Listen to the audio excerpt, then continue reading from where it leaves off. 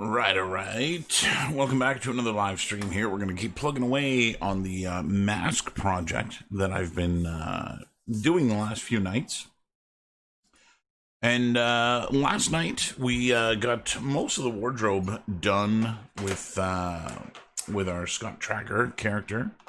We have only just a couple of a little bit of details here that I want to do before this is ready for texturing and low poly, as it were, as well as doing things like I want to do some additional sculpting on his face and his head and what have you. Maybe what I'll do is pop that open and we'll take a look at it here.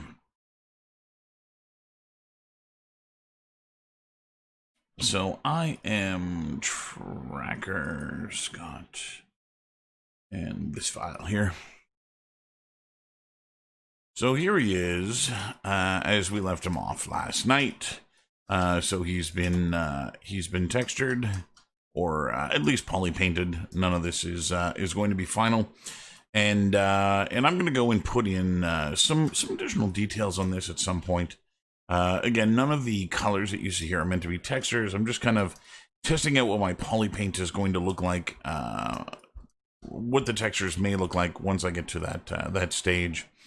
So, two things that remain on this character in terms of the wardrobe are the belt that was already started, which you can see here has been modeled and added to the character, but you know, it kind of passes through many of the belt loops. It's very imperfect the way it's been set up here, and I'll need to add a belt buckle to this. Now, in the cartoon, he has just a simple rectangular golden belt buckle. And again, not really sure what my plan is with that. Whether I'm going to go and do something a little bit more fancy, or maybe just keep it really simple. I haven't really decided yet. And then the other place that I've got to complete the wardrobe are his feet, where he has, obviously, he is missing shoes.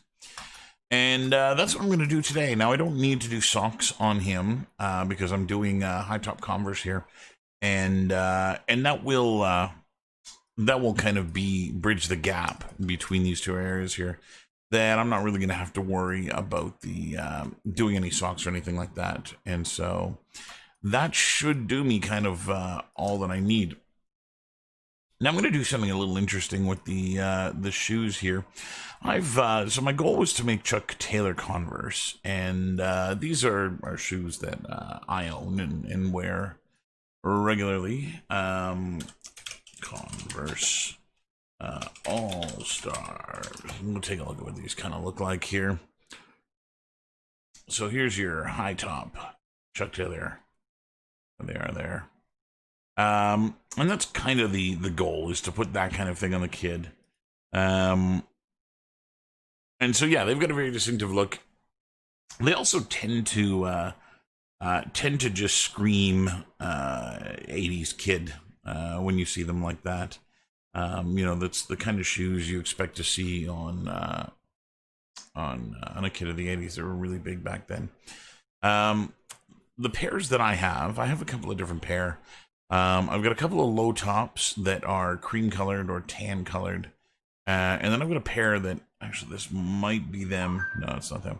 But I've got a pair that is black leather, which are my high tops. And I love those to pieces. But again, I'm looking to create something for the kid here. And so I don't want to go too far with the look of mine. Now I've done this in the past. Let me see if I can show this off a little bit here. I'm gonna go to projects. This will be down at the bottom. First, third, and scan and boot. That's not the right one. No, somewhere in here. Maybe it's an OBJ. So I'm looking for a very specific folder. Which I could have sworn was in here. Perhaps it is not. Perhaps it's in the OBJ folder. No. Okay, we're going to do a search. I know it's in this project. There it is there. Okay, so this is a series of photographs that I took quite a ways ago, maybe 2 years ago or so. I believe that's how long ago it was. Details? Will this tell me the date taken? Date taken. It does not. Okay.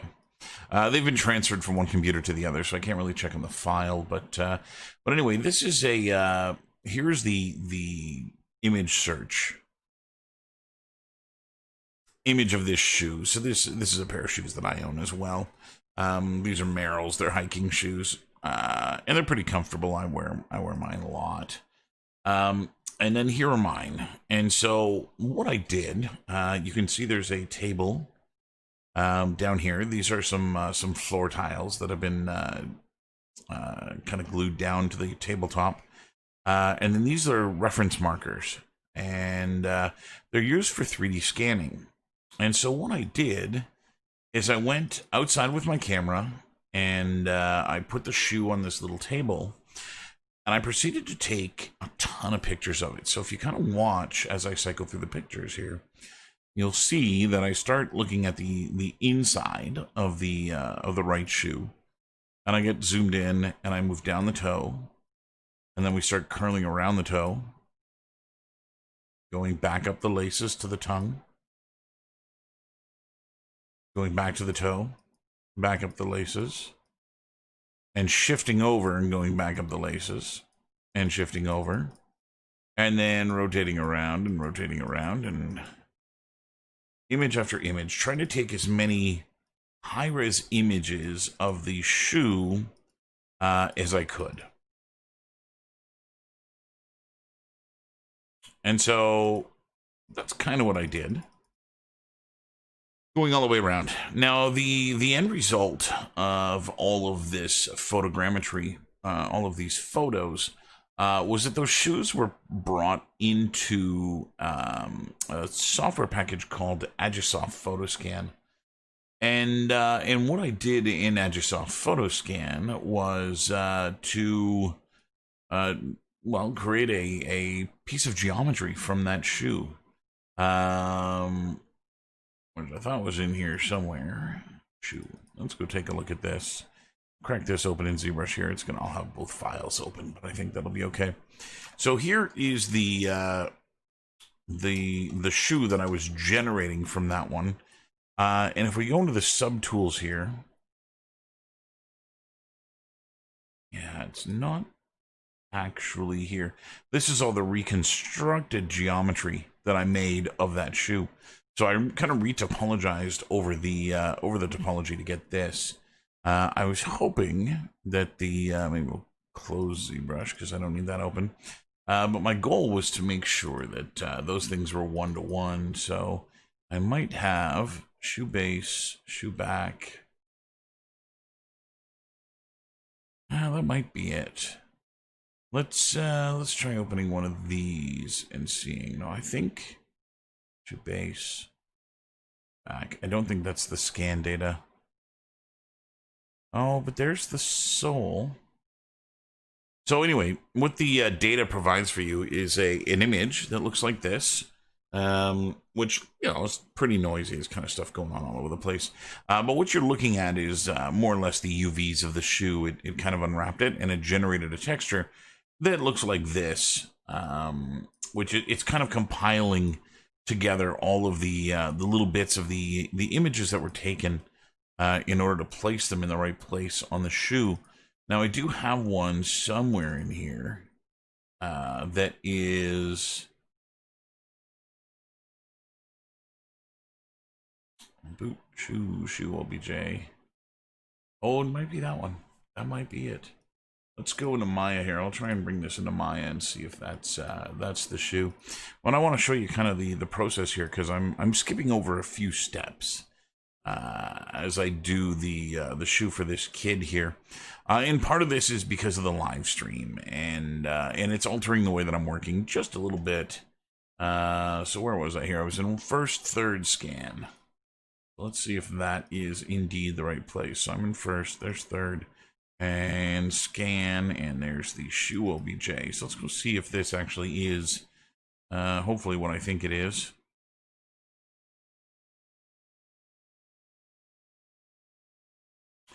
Judging by the rate of import here, I'm guessing this is the right thing.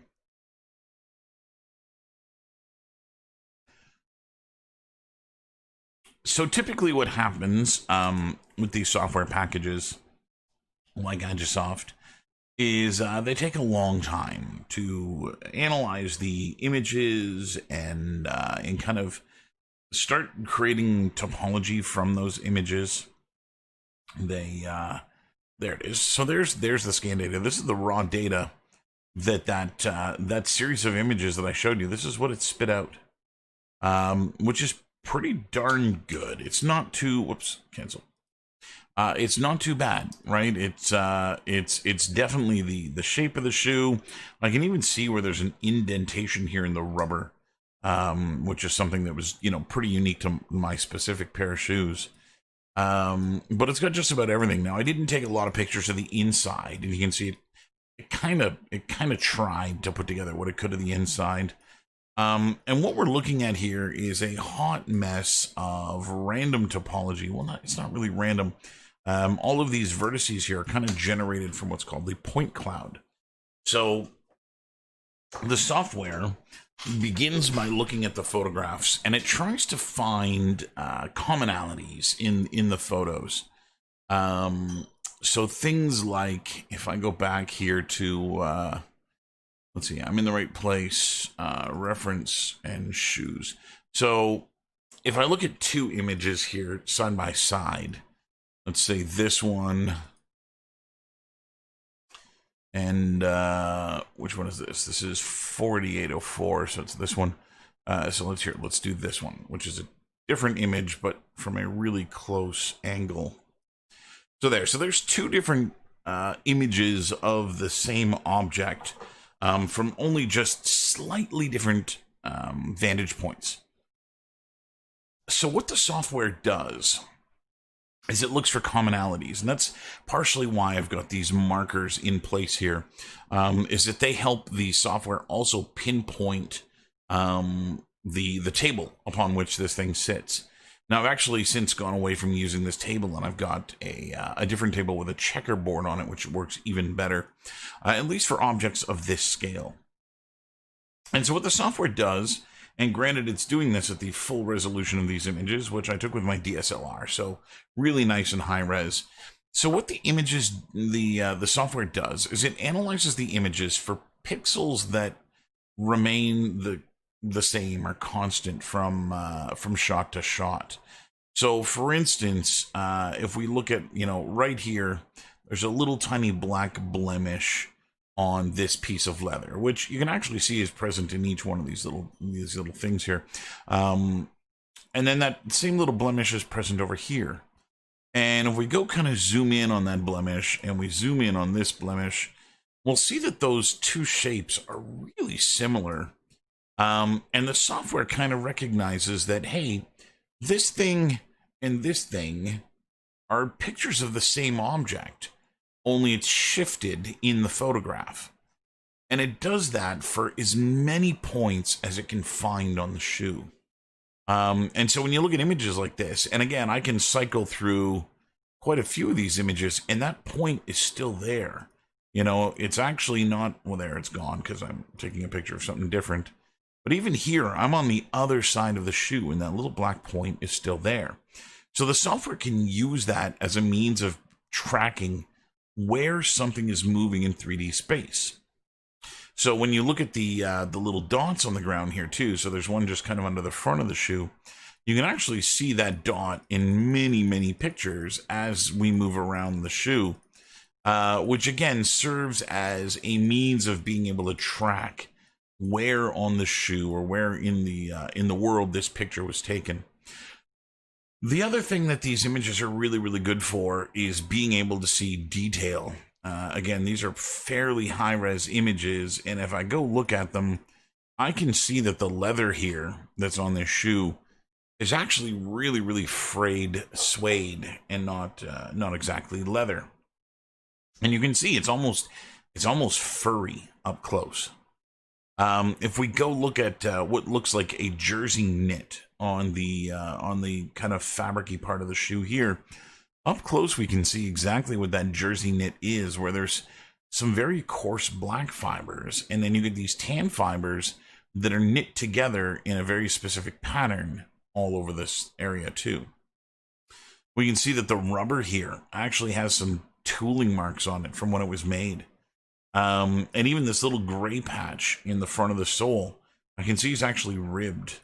You know, even going over here, I can see there's all kinds of like little tiny texture and little tiny lines. Like, this is really, really, really small detail for something that size. Now, most of that stuff doesn't show up in the scan. You know, if we go look for that stuff here in Maya, I'm going to deselect the shoe.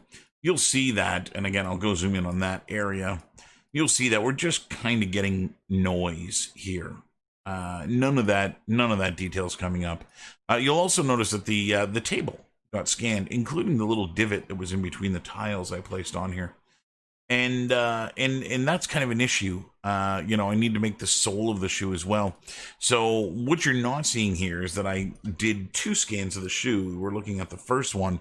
The second one, I turned the shoe upside down and actually just scanned it from the bottom. I think I actually saw that in here. Let's try and bring this in. I'll put it side by side. Because you can't have things floating in space. And there actually is my my scan data, I believe. But it's one of those things that, yeah, that's probably it there. You know, we need enough of that data to make the rest of the shoe.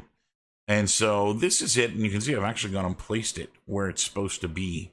And this one has been, I actually Z-remeshed this already to give it cleaner topology.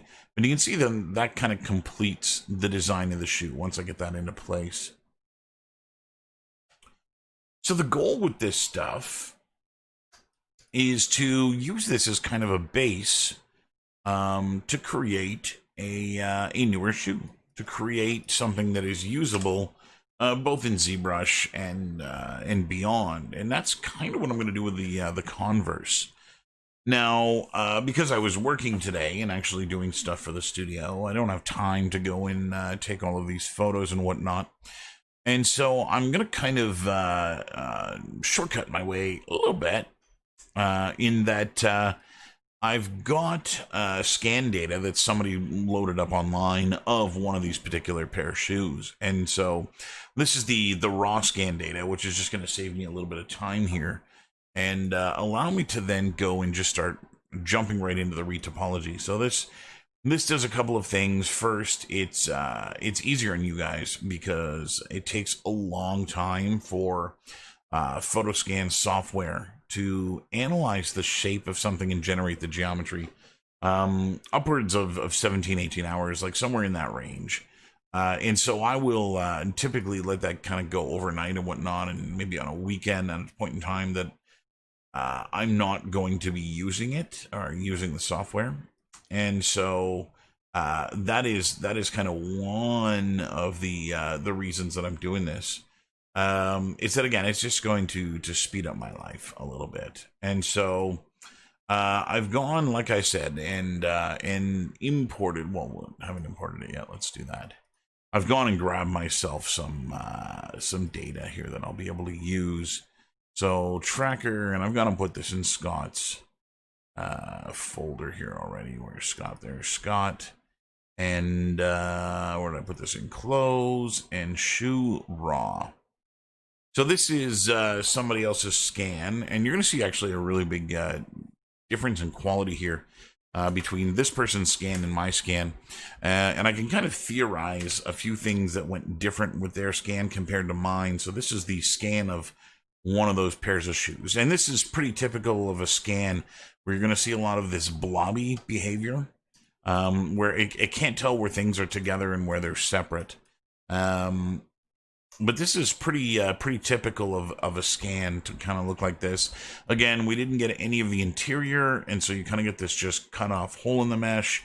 You're still getting the random triangles here, but you'll notice in this one, it's a lot smoother than was the scan that I did in my own shoe. There's two reasons for this. This one doesn't seem to have the resolution that my scan did. When I look at the triangles here, they're much larger in size than the triangles I had done with my own shoe. And so that typically tells me that, they had a slightly lower resolution set in the software when they did this, thus resulting in less detail on the shoe. And that is conversely giving us a smoother mesh than we saw with my scan. Now, regardless of this, I'm going to be spending a good amount of time here just kind of reproducing geometry. I'm not really concerned about much of what's in here. Like there's obviously some really nice wrinkles and stuff going on in the canvas, which is going to be really, really good to grab. But that's kind of a little beyond what I'm really caring about. What I really care about is that I've got a really good shape for this shoe. And I've done a couple of things. Again, typically photo scan data, the object is kind of floating in random space, depending on where the cameras were placed in the scanning software. And if I turn the grid on here, you can see that I've kind of placed this at least flat on the ground here and manipulated its rotation so that it's rotated in such a way that'll make it a little bit easier to work on. So the idea now is to go in and start retopoing this. Now, I'm going to try and do this in a way that is going to provide for me the cleanest version of topology. I want to, whenever I work on models like this, I try to do a lot of the same type things, which is I want to treat every single mesh like it is a model unto itself. So when I look at things like the kid's shirt that I did the other day, I try to treat the shirt alone as it's my model, as that's the one thing I'm making. And that can lead to really good results when you're paying attention. And so I kind of want to do that with this too. I'm going to be making a fairly high resolution version of this thing. But I just really need the topology to make a lot of sense. I need it to be accurate to what I'm doing, and I want to have subtools when I get inside of ZBrush. And so what I'm going to be doing is this is all one big, almost like it's made out of wax, right? It's like one big version of the shoe here. And one of the things that's really beautiful, I can actually tell that this shoe is worn. There are two things that typically happen on Converse, on Chuck Taylor Converse, that are happening on the ball of the foot here at the end of where the tarsal bones are in the foot, which is where the ball of your foot is. And what that is, this is a very rigid rubber sole, and that's where your foot bends. And a lot of times when you own these shoes, the sole becomes unglued from the canvas in those areas, which makes the shoe look kind of old and a little worn out. And so this is going to be useful here when I do this. But what I'm going to do is I'm going to try and detach as much of the shoe into separate components that all kind of fit, together. They all kind of fit with each other to make a Converse shoe, but aren't necessarily going to need to be welded together in the end. Okay, so enough jibber jabber. Let's go in and actually start retopologizing some of this thing here. So I'm going to begin with the sole and kind of work my way up. Because that'll give me a pretty good indication as to the amount of topology. I'm not actually going to do any of the bottom that's here. And the reason for that is that I've made several pairs of Converse in the past. And I actually have a really good way of doing this inside of Substance Painter. that looks as good as had I modeled it myself. And so I'm going to avoid doing that. And what I'm going to do is I'm literally just going to make some polygons that go all the way around the shoe. So I'm going to start by selecting the shoe and making it a live surface. I'm in Maya here, obviously. And now that the shoe is live, I can't select it. I can't go into its polygons or anything like that. It's not really occupying much of the performance anymore. It's kind of just a almost like a null object in the background here. I'm going to enter a tool called Quad Draw, and I'm going to use this now to go and kind of draw out where I'd like some of my polygons to go. So there's a really important couple of lines that are on here. Here's one here. So there's a double part of the sole where the front of the toe is. And you can see there's actually kind of a line right here that I'm going to want to hit. And I'm going to kind of start there. And I'm going to make my polygons about the size of a toonie here to begin with. And part of the reason for this is that it's going to... it's going to speed up my workflow. I'm not making very small polygons. It'll take me forever to build.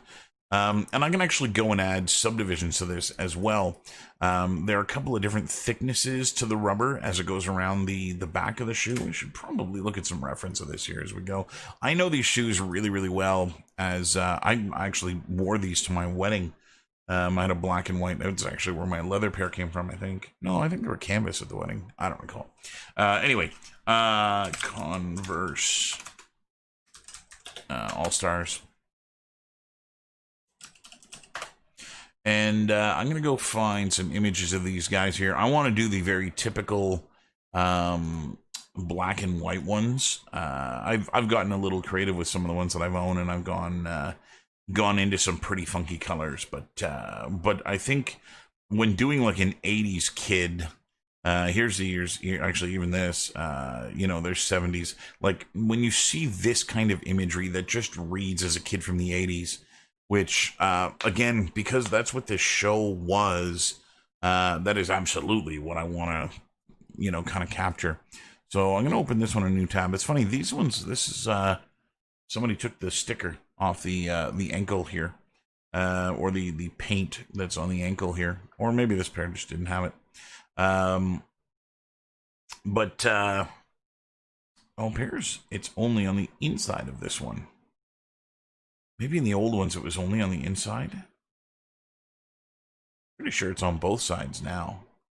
Anyway, regardless, I want to look at a lot of this reference here for the detail. So here's that thickness that we get in jump in the sole to the sole.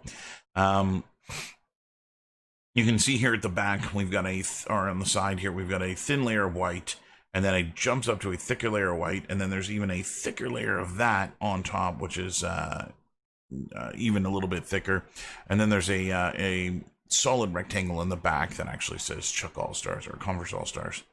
And so I want to try and keep all these things separate here on my shoe. And so we'll keep this image handy here. I think it'll come in handy as I go. And so what I'm going to do here is I'm going to start by just going around the front of the shoe. I'm going to try and keep these things all about the same size. I'm also looking for where my edges are going to line up. So I've obviously got the rubber toe here and the end of the canvas for the side of the shoe, and those are both going to end in this area, so it makes a lot of sense to try and put an edge there as well. We'll go here and here, and again, I'm keeping these all about the same thickness, even though I'm crawling my way up and around the toe of the shoe here. We're going to try and straighten this out a little bit from the front. Whoa. If you miss with this tool, there are dire consequences. I'll bring this here. And again, I'll try and keep the edges where they're supposed to go. A little bit of wobbly woo won't be so bad here. So I'm going to place one here too. Yeah, about there. Again, kind of aiming for about the size of a toonie or so. Hold tab here and drag this out again. Again, the worst shortcut in the world I wish Maya hadn't done that or Autodesk hadn't done that. But I tell you, if I had a nickel for every time I had a complaint about something Autodesk did, I would be a rich man. Another one here, another one here, and that should be enough to bridge across. And so I can go and even this out a little bit. Clean it up here a little bit as well. I want to try and make sure that each of these polygons is about the same size. Now, ideally, I want to get a very specific count of polygons going around the tongue, or not the tongue, but the rubber tip of the shoe here. And the reason for that is that I'm going to want to make sure that I have a really clean amount of topology on here. So right now I'm at 1, 2, 3, 4, 5, and 6. Not very many. Especially in relation to what's going on with the rest of the character here. So I think what I'm going to do, I'm going to hold control and I'll put a second edge in the middle. And I'm going to then subdivide each of these things further. So in between each of these polygons, we'll get a new polygon. And that will bring me from 6 to 12 around the rubber toe. Like so. Now, I also want to, you can see I'm really cutting these corners here, and Chucks really do have flat soles here. They're very, very distinguishable in just how flat that sole is going around, so I don't really want to screw that up too much. So I'm going to put a little bit of a lip in here, and then that's going to add just a slight bit of curvature before the end. And then what I'm going to do is I'm actually going to give it some thickness in here, but I'll do that once this is a separate mesh. And so, yeah, I think that's going to read pretty good like that. Again, I kind of keep looking at the toe here because I want to make sure I have enough topology around the toe, that it's round, and that I end up with enough topology going around this thing. Now, my goal topologically here with this thing is to hit somewhere in the neighborhood of, I don't know, 2,000 to 3,000 triangles, maybe. I haven't really decided where I'm going to go with the topology, but getting to a point where I'm somewhere in that range, 3,000, maybe a little bit more, I think will be good. Again, my pants are near 20,000. The shirt is near 20,000. The whole character is going to be somewhere over 100,000, and so I'm definitely going to be able to subdivide these, but just for the sake of retopologizing my lowest subdivision level, I want that to actually be lower than my in-engine mesh, only because it's easier to handle, easier to model, and everything like that. So as long as I keep my topology around this size here, we should end up in a position where that will just work, and I'll end up with everything kind of the way that I want it. So, continuing along here, we're going to go and do the rest of this shoe. Now, I'm going to put a little step in here. I'm going to do this after the fact, though. So I'm going to go, let's switch this from edge to loop, so that when it extrudes an entire loop. And I'm just going to try and very quickly hit the rest of the sole here, with, again, trying to place these edges in and about where I wanted them to go. And we'll go all the way to the back. And again, this is going to be really far off the mark in terms of the shape of the shoe. But I just want to kind of see where I am. I'll try and give a nice straight line here to where that little rubber patch is, which again is going to be a perfect rectangle. And then I can use control again. So there's a step that occurs here, which I don't want to lose. So I'm going to put a really close edge in there. And then I'm going to try and keep my polygons about the same size of what I got going on here. So something like that. I'll do a middle and a middle and a middle. Actually, this looks like thirds. And I can do a half and a half. And that's not too bad. And I'll do the same thing here. I'll put a middle in. Now, I get a lot of people asking me why I don't retopo elsewhere, whether it be in 3ds Max or in Topogun or anything like that. I really like Maya's retopology. There is one aspect that drives me bonkers that I really wouldn't hate if they fixed. Which is just that the tab button on your keyboard is the shortcut you gotta use. That drives me nuts, man. That's one of those buttons that should be off limits when you write software. That's something you use as part of navigating the operating system. And so I don't want to have that as a shortcut in the software I'm using. I put that on par with like, oh yeah, just hit the power button on your computer to save your file. Like, it doesn't make sense to me that that kind of thing would be there. But nonetheless, there it is. Okay. So I've gone all the way around the outside of this sole here. And we're going to do the instep, or the inside, the inseam. I don't know if you call it an inseam on a shoe. But this little area here. So I'm going to take a little step down, as I did on the other side where that little thickness ends. And then again, I'll try to bring this around here. I'll put one about here. And again, I want to try and make sure I get the thickness correct. And I'll bring another one to the corner. And then one to the ending, which is going to be in here. Now I might take a break here from doing this for a second, as I've been at it for all of 10 minutes, and something is starting to upset me. I don't like being upset. You got it. I'm glad you're here, Reese. The ability to converse with someone is making me happy. Okay, enough puns here. What I'm going to do, get out of the frozen mode. I'm going to select the mesh here, and I'm going to go into the attribute editor, and I'm going to go find its material, and I'm going to remove the texture that's on here. There's a texture assigned to it, which I don't have. Actually, maybe what I'll do is I'll just assign a new material to this thing. Assign a new material. I'll just make it a blend. And then on that blend, I'm just going to darken this up as I find that a little bit easier on the eyes.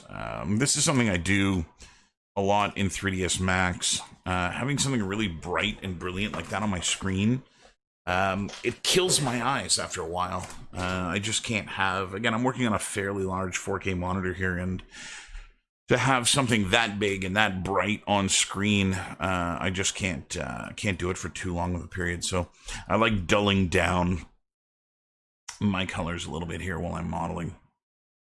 So we're gonna go and add this.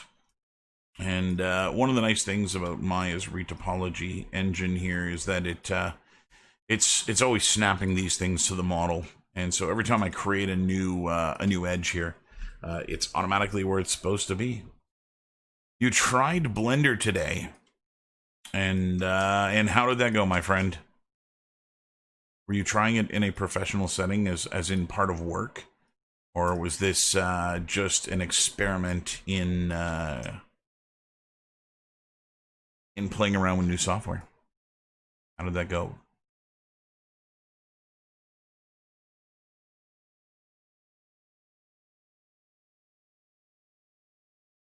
I see what you did there, Eric. Hey now, you're an all-star. Get your game on. Cool. And do you want to pull your hair out? Is that a thing now? Have you reached the limits?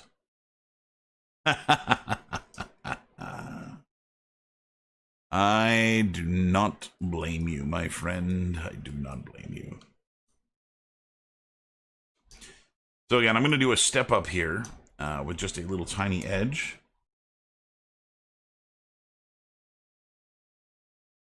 And we'll go here. Again, there's a second piece of canvas stitched on the outside. So it kind of makes sense to have these line up with that.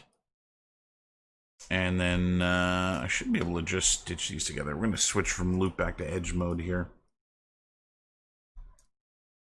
I was telling students this ages ago, and realized it's something I haven't shared with you, Reese. That when I first started in 3D, I started in Maya. This goes a little bit of an Ian story here.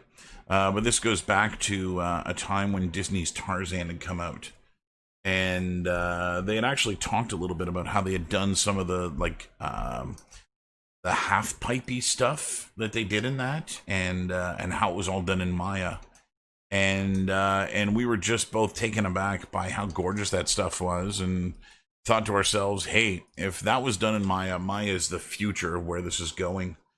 And so I went and downloaded myself like a cracked copy that long ago, and started just fooling around with it to see what I could do with it. And I actually learned a fair amount of 3D on my own before going to school for it, just by playing with that software alone.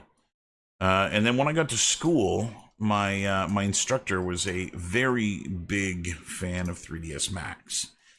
And he had been using Max for his entire professional career.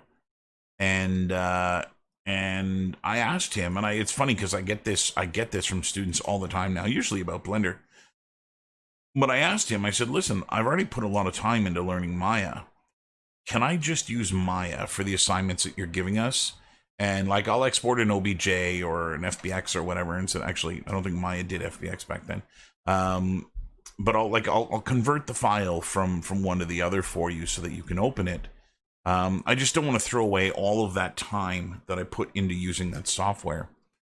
And that teacher said something to me that has stuck with me to this day, that I reiterate to my students when they ask me the same question. Yeah, no doubt. What he told me was that, listen, you learned Maya on your own, and, you've done a decent job of getting to the point where you kind of understand what's going on in 3D. But now you're in a classroom setting with someone that knows a different software package inside and out.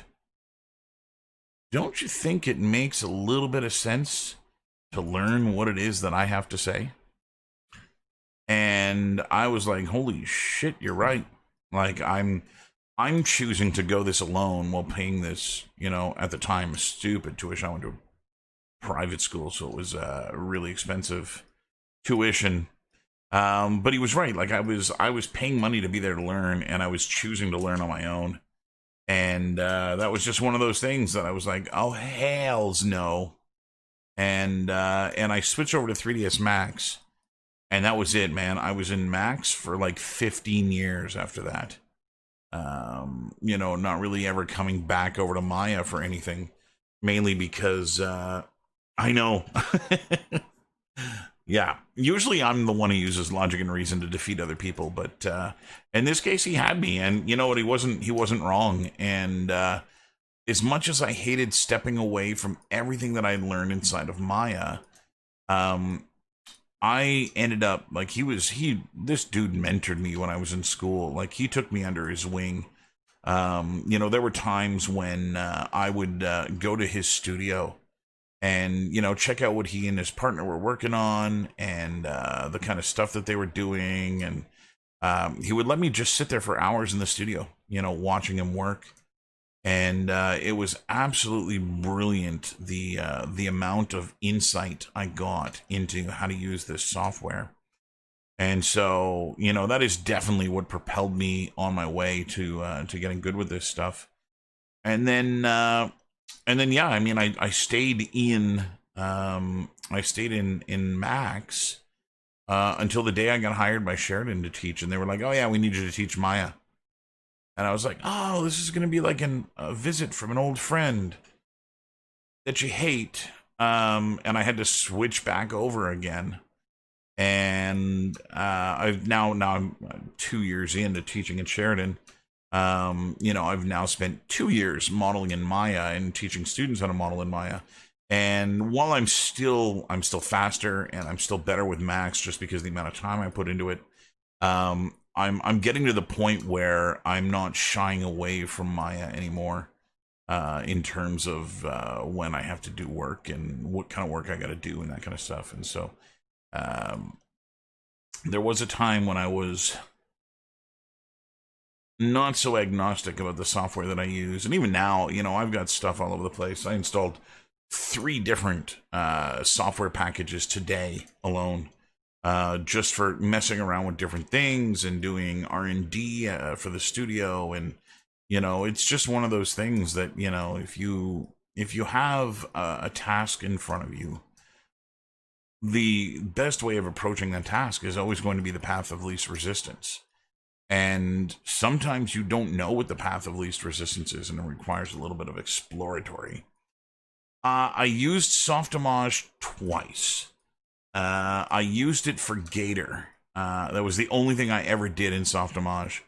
And I'd always had plans on learning Softimage because it was absolutely brilliant software, until Autodesk bought it and pooped all over it. But I used to love Gator, man. That system was just absolutely brilliant with what it could do. And that, I used to bring models into there. So I had a few models that were, they had properties that I always wanted on all my models. So for instance, I made a very simplistic character that had really good, really clean UVs on it. And I would use Gator to transfer those UVs to every other model I made. Nowadays, like there's all kinds of tools to get really good UVs and all kinds of software. But back then, like UVs were a pain in the butt to do. And so, I used to bring things into Softimage and Gator them across.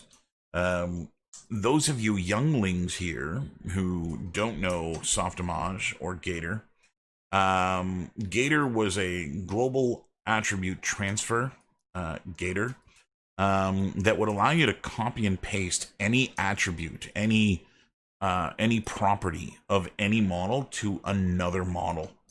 And it did everything. Like you could transfer skin data, skin weighting, from one model to another. It didn't matter if those models had the same topology or not, as long as they were close enough to each other in the viewport, it would work, and you'd actually end up with a really, really good stuff. And so, yeah, it was one of those things. Luke, how are you, my friend? I didn't even notice you there. I got caught up in what I was doing. I've got my chat all the way over on window number 2, so I've got to purposely remind myself every now and then to take a glance over there. I haven't talked to my friend Luke here in a long time. How you doing, pal?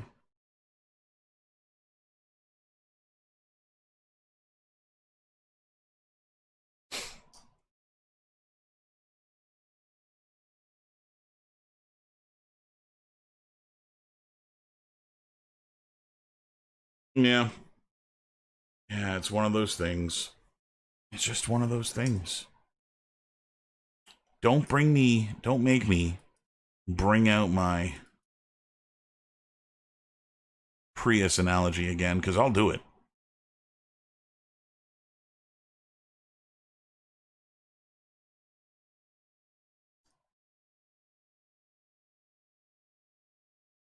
So I didn't, count when I was going around the shoe here. I just kind of tried to keep all my polygons around the same size, and that's going to be an issue. I'm probably denser here than I planned on going. Well, it's not the end of the world, but as a result, I don't know. I didn't count how many edges all the way around the sole I did, which probably means I'm going to end up not where I want to be, which may not be ideal. But I'm going to try and start connecting here. Let's see, 1, 2, 3, 4, 5, and 6. And on this side, 1, 2, 3, 4, 5, 6, and 7.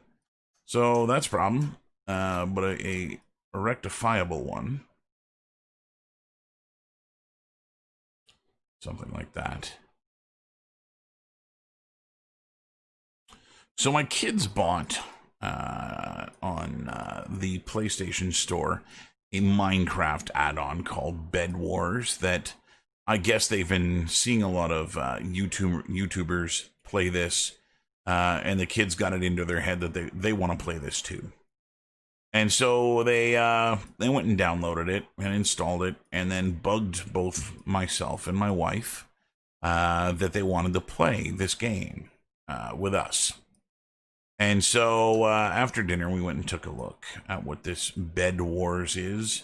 And essentially, every character, you get 4 teams, and they each get a color, and they each spawn on an island across from one another.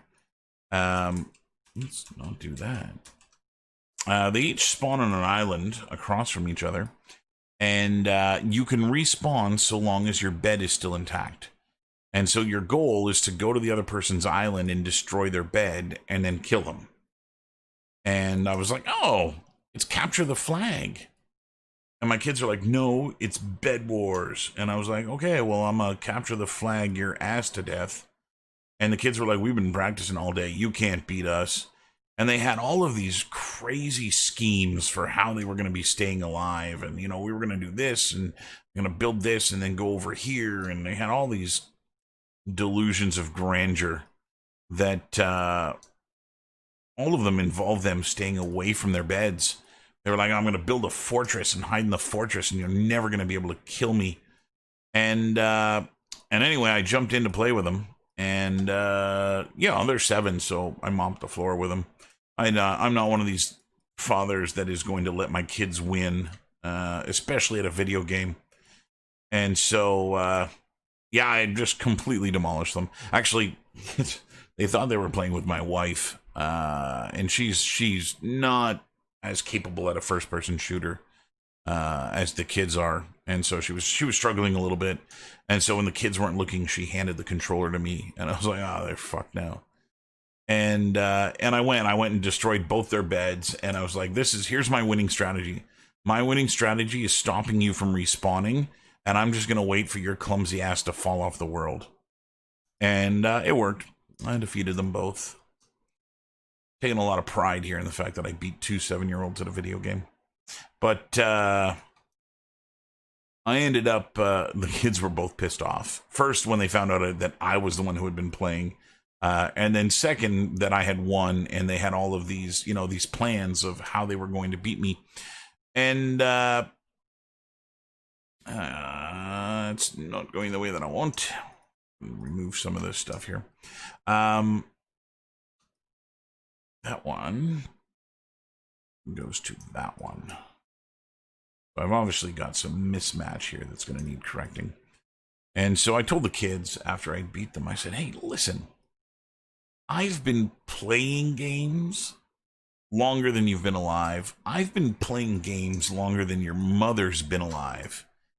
But I've been making games longer than you've been alive, so don't come at me with your Bed Wars thinking you're going to do me in.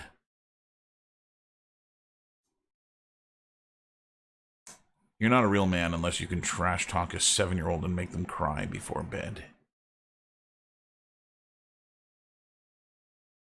I'm that kind of father. And before you get all uppity and all, God, Topher's an asshole. I'm also the father that when my kids first started playing Minecraft, I would play it in the evenings and just grind for them. So they would wake up in the morning with all kinds of gold and iron and diamonds, and I would just, while they slept, go and just load them up with stuff and get them experience points and what have you. And so, don't you judge me. Okay, so I've obviously got a correction that's going to need to be made here. And that correction has to do with the amount of points that I have in here. So I'm 3 polygons over on one side when compared to the other. And so this means that I need to go and add some topology to this side. 3 edges, in fact. 1, 2, and 3. And it would make a little bit of sense if I even them out a little bit. But again, I can't really move that one. Oh, man. WoW is a slippery, slippery slope. I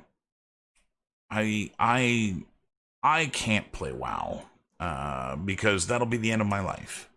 You know, that'll be the only thing I do if I switch over to start playing WoW. I get in really big role-playing games like that where you have a lot of character attributes and you have a lot of growth that your character can have over time, especially with leveling up and things like that. Man, I just get lost in those games, and I'll spend hours in them, and I'll always hit a point where like I hit the level cap, and I'm just so bummed out that I'm like, oh man, it's not really anything else I want to do now. And so WoW is one of those games that I would just lose myself in permanently.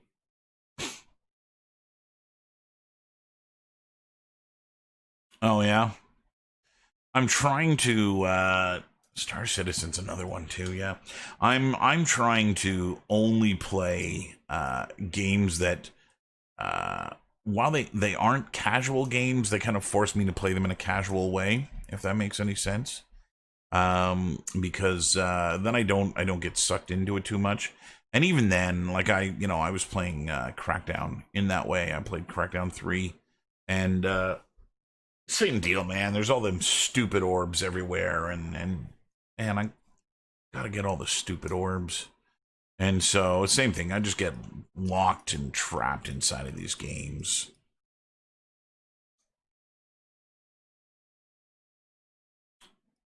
It is a hell of a thing. Okay, 1, 2, 3. 1, 2, 3. I planned this beautifully.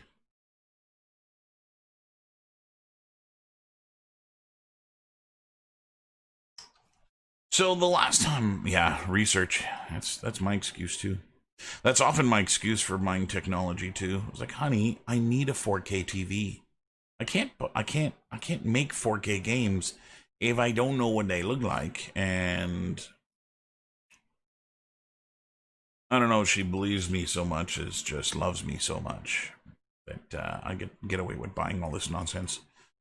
But yeah. Research. Oh, the research. Actually, when I was a independent contractor for quite some time and doing consulting and stuff like that with game art and character art, I claimed all of the games and the TV, all of the electronic equipment that I bought.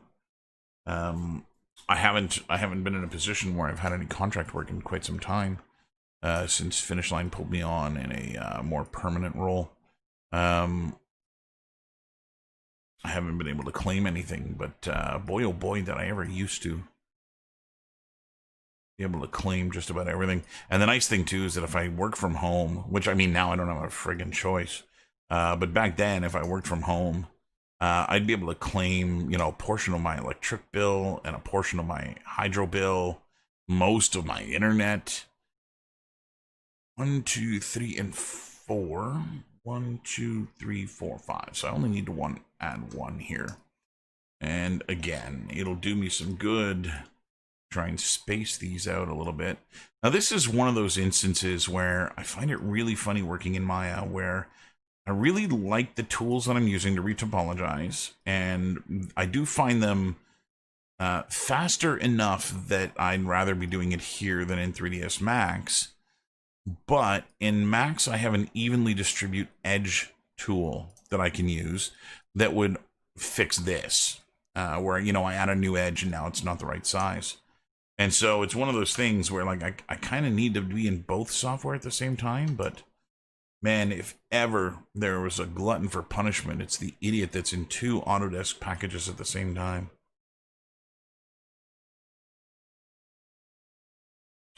All right, so we've got that done. Okay, so here's the sole of the shoe. Now mostly done. I've gone and added all of the little bit of thickness and everything that's here, and I'm gonna make this its own mesh. So I'm gonna turn off quad draw. I'm gonna go to object mode. I'm gonna isolate it for the time being. I'm gonna turn off the live here so that I'm actually just editing this mesh. And the reason for that is that if I try to edit this while it's still live, I'm not going to be able to actually do anything here. So I'm going to hold shift and just scale this in a little bit, which is going to form that that thickness to the sole. And I'm going to bring it forward a little bit. So the idea is I'd like most of these edges, if I could, to remain fairly straight. I'm going to go and alter the color of this mesh here too. I can feel my eyes bleed. Let's go and delete the history. Let's go to object mode. Delete the history. There we go. Lambert, and I'll bring this down. That's a little bit better. Okay. So ideally, I'd like my edges to kind of remain pretty straight here as I move them. So I'm going to go into vertex mode. I'm going to go and turn on the constraint of edge.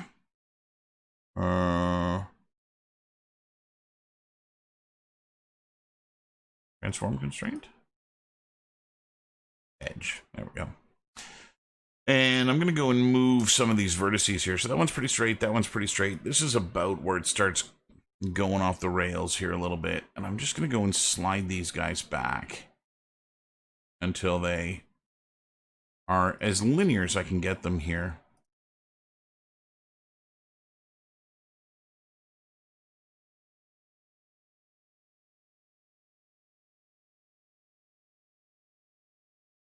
So something like that, and something like that.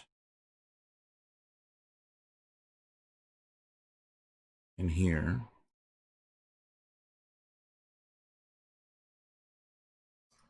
So that's a little bit better. The other thing I'm going to do is I'm going to bring these down. I want this to remain a little bit of a lip. I don't want it to be curved through here.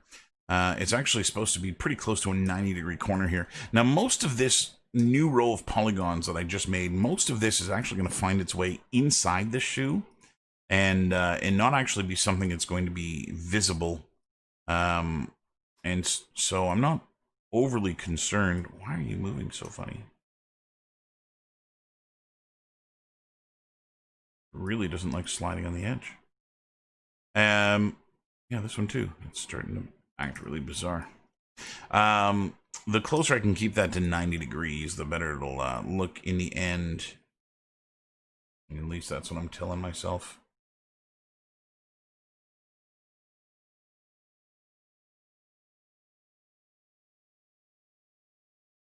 Get this through here. So Luke, are you still here, Luke? Have you seen what it is that I'm doing? Have you been made aware of what it is that I'm doing and what I'm working away on here? You saw the Sons of Anarchy project when I worked on that. I think that was when I had you as a student. And I don't know if I showed you much else beyond that.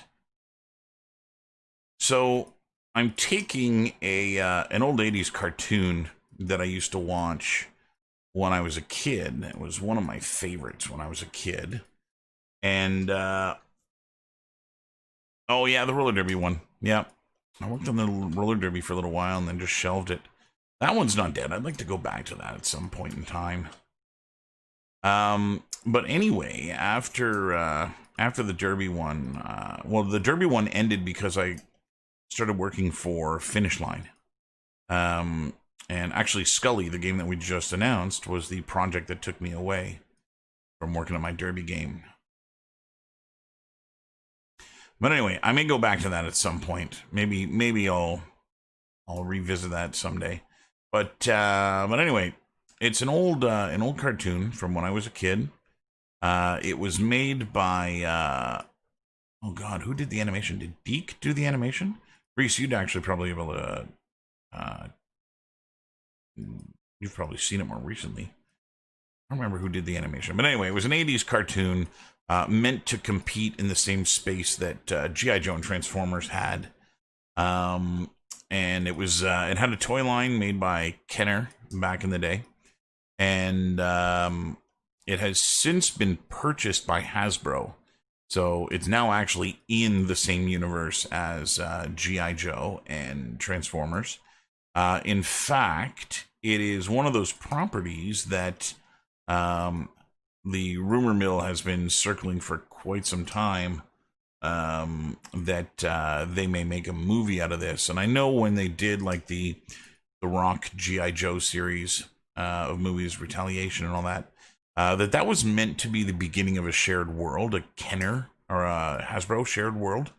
And they were going to put G.I. Joe and Transformers and all of that kind of in the same space. I think even doing it to like having them influence each other in such a way that it was the Transformers technology that allowed for the vehicles from Mask to work. And so anyway, that's what the project is called, Mask. It's a bunch of well, essentially a guy who's kind of like Bruce Wayne, a millionaire. He formed a company with his brother and a guy named Miles, where they worked on these helmets that gave them abilities, and they were trying to come up with like a rescue force kind of thing. And Miles got greedy, killed the brother, and stole half the technology and ran away. And it then became Matt's job to avenge his brother and try to recapture as much of the stolen technology as he could. And so Matt Tracker and the guys that he hired to help took on the mantle of Mask, Mobile Armor Strike Command, and Miles Venom, or no, what was his name? Miles Mayhem. That was his name. Miles Mayhem created what they called Venom, the vicious evil network of mayhem. And essentially they were just out for money. Didn't want really anything else. And so anyway, that's what this is. It's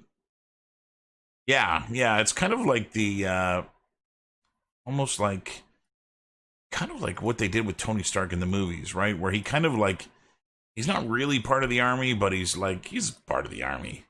And that was kind of what Mask was meant to be. They were kind of like these, and they had this base out in Nevada where they would kind of like, leave from there.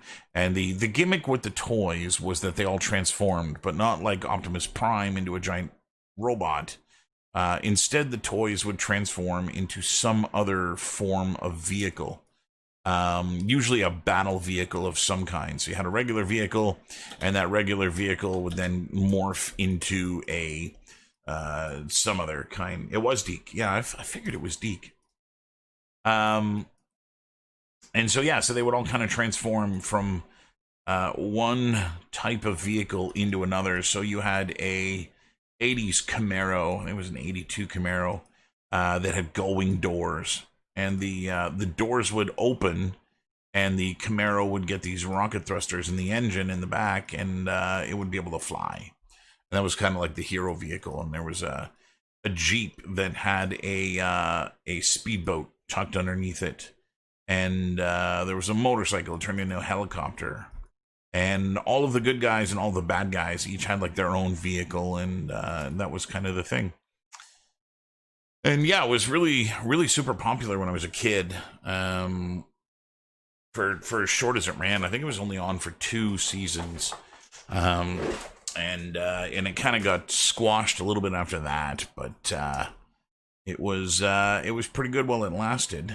And like I said, it was one of my favorites when I was a kid, and that made me always kind of want to go back and play with it in terms of a franchise, make something out of it. And so that's kind of what I did.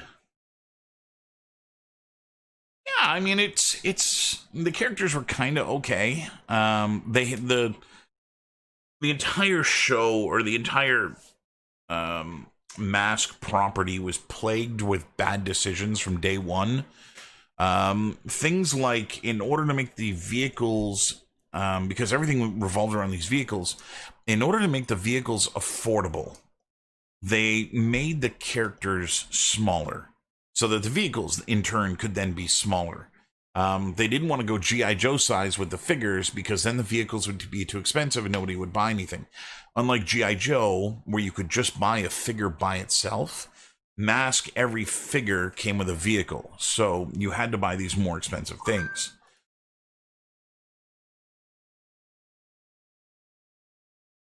Oh, that's hilarious. My wife just texted me. My daughter's listening to my live stream to help her fall asleep. Good night, Mavie. I love you. And there she is there.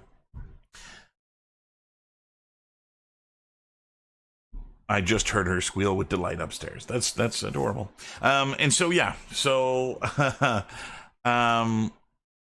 what was I saying? Yeah, so they, in order to try and keep the toy line relatively inexpensive, they made the figures small, much smaller than the GI Joes, which meant that you couldn't play with your GI Joe and your Mask characters at the same time. It didn't really work in that way, and so they ran into that problem where kids couldn't play with them together. And GI Joe was so absolutely dominant in terms of the toy aisle that like it would have helped Mask out to have the characters interchangeable. The next problem they ran into was because who showed the second said scan yet, Toph, or was that the worst quality one? No, this is the only one here that I'm working with. Is just this one. This one's of worse quality than the first one I was showing you. I was showing you one of mine at first, and this one I just grabbed this from the internet and retoppling right on top of it. So the next problem that they ran into was that because exactly, yeah, then the Transformer vehicles were even smaller than the Mask ones. So nothing really worked together. Although, that's one of the things that definitely would have helped them. They ended up getting hit by another plague, another issue, which was because of how small they made the characters. The masks, which was the main gimmick of these characters,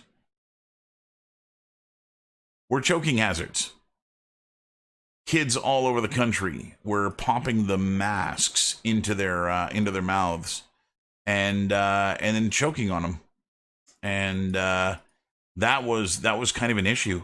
So much so that when Series 2 of the toy was released, they had no choice but to put ventilation holes in all of the tops of the masks so that if a kid got it lodged in his throat, you wouldn't need a tracheotomy to breathe. You could actually just breathe through the mask.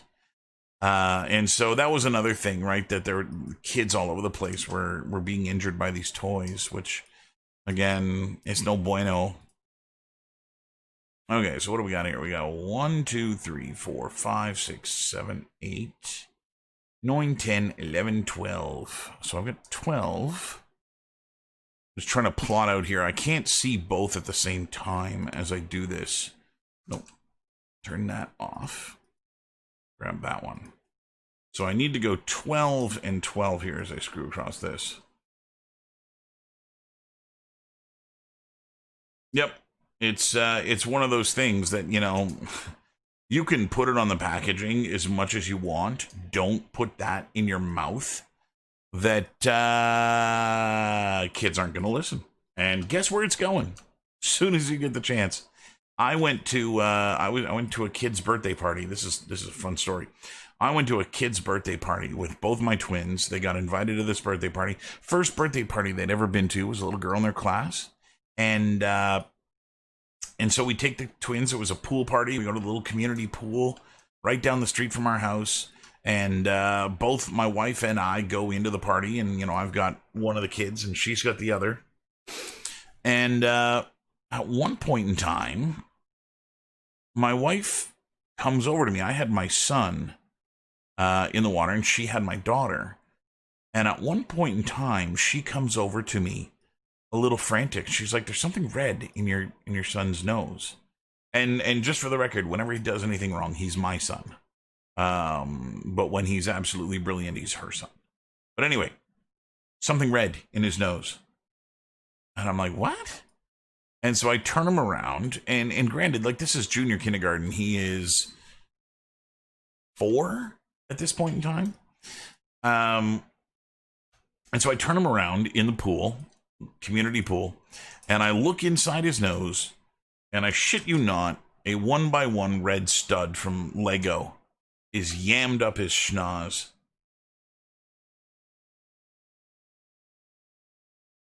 Have I ever seen what software, Luke? You're watching me. I'm not watching you. I can't see what you're doing.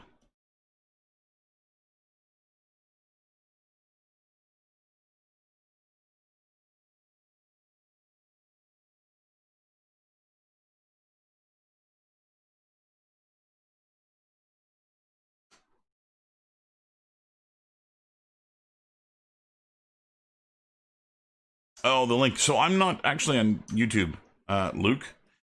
I know that's where you're watching me, but it's not where everybody's watching me. Apparently, it's where my daughter's watching.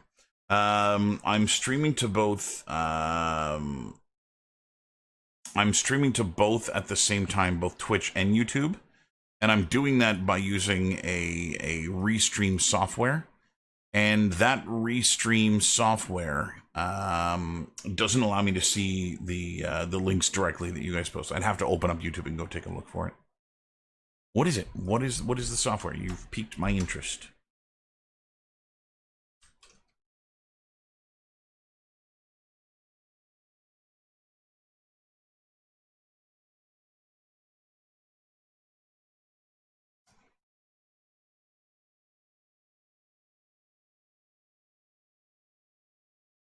Oh, yes. Yeah, I played. Actually, Autodesk owns that, Luke.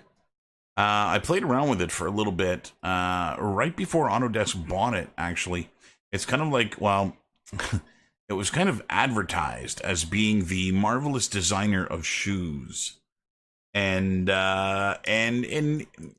it's neat to see someone use it and get the kind of shoe that it makes. But man, I was never able to actually get anything usable out of that. They sent me an instructor version of the software, a fully like license free version. Because I emailed them and I said, "Listen, I'm a teacher. I teach game art, and I like what you're doing, and I think I might try to use that as part of my class, especially teaching character work. And would it be possible to get like some kind of evaluation version of the software?" And they're like, "Evaluation? Fuck no. If you get us into the hands of all your students, we'll give you a free version of the software." And so they did, and I used it for a little while, evaluating it to see if it was going to become not just something I teach, but something that would find its way into my library of everyday use stuff. Hoping that it would be like I mentioned, a marvelous designer of shoes. And what it ended up being was just garbage. I found that I couldn't make anything that wasn't an Italian loafer. Like, I tried to make a combat boot. 1, 2, 3, 4, 5. Yeah, I'm missing one.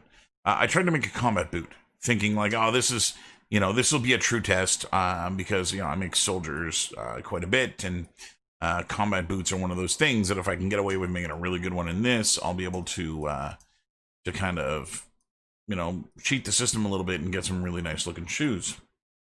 And the first problem that I encountered were with their last. So a last is kind of like the avatar that you use. It's that little that foot-shaped mold that you make a shoe on. And while you can add your own lasts to the software, they have a whole collection that come with it, and you kind of want to use those ones. It's kind of the whole point of the software is to to speed things up a little bit using that. So that's what I did. I went and used one of their lasts. I just grabbed something that was male, and it was called male boot or something like that. And I was like, perfect. That's what I'm going to use. And I tried. And what I ended up with, even though I followed like the sewing pattern of where fabric goes on a military boot, I put in all like the right thicknesses and leather patches and all of the stitching. Like I went through and used the software in the way that it's meant to be used.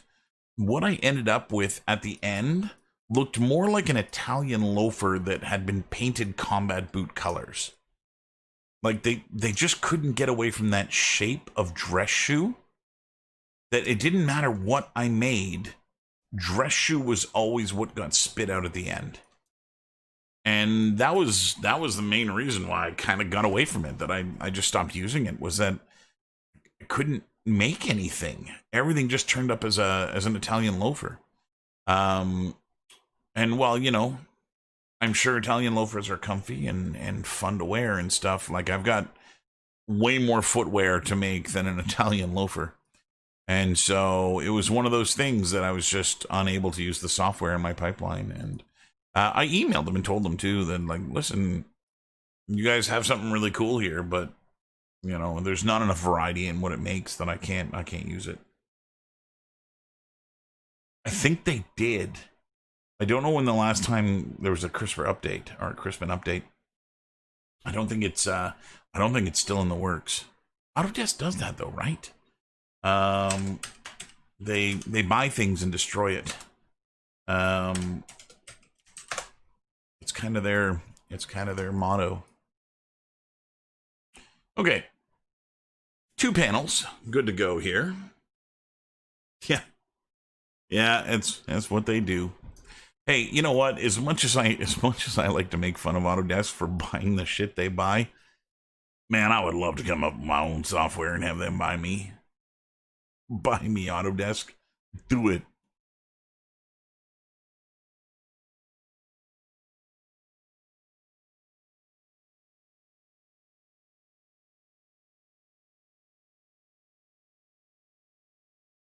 All right, so I'm going around here with the next panel.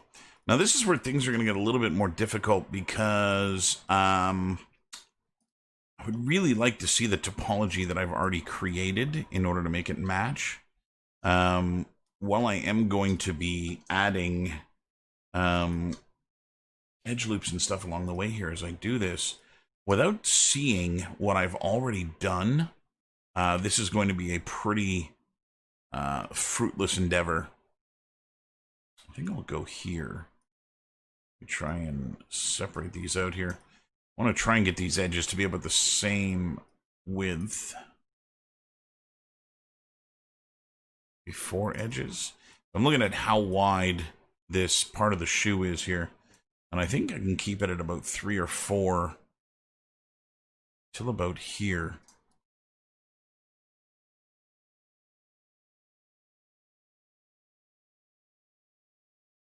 Yeah, I think here is where I'm going to start branching that off.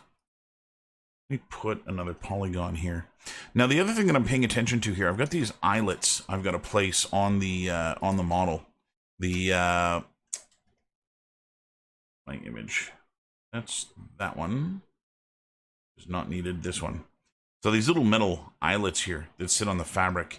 And I want to be careful about trying to place those in because it would be nice if they all found their way onto a singular flat polygon instead of on something that was curved. Yeah, you got it, Reese.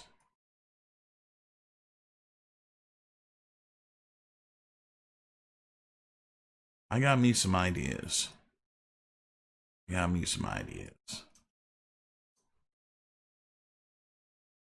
So I'm going to bring this all the way down here.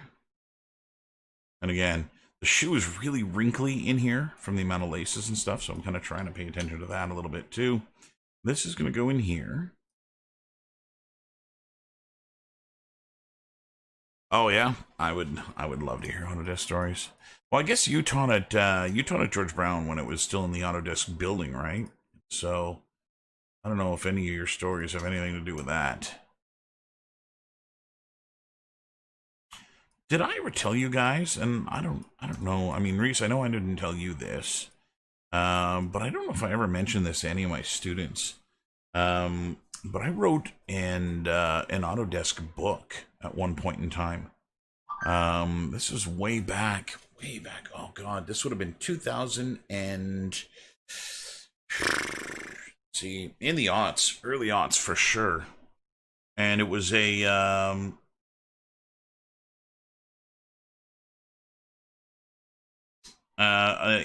character pipeline book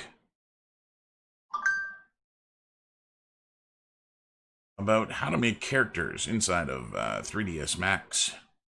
And the funny thing was, they did this as part of the.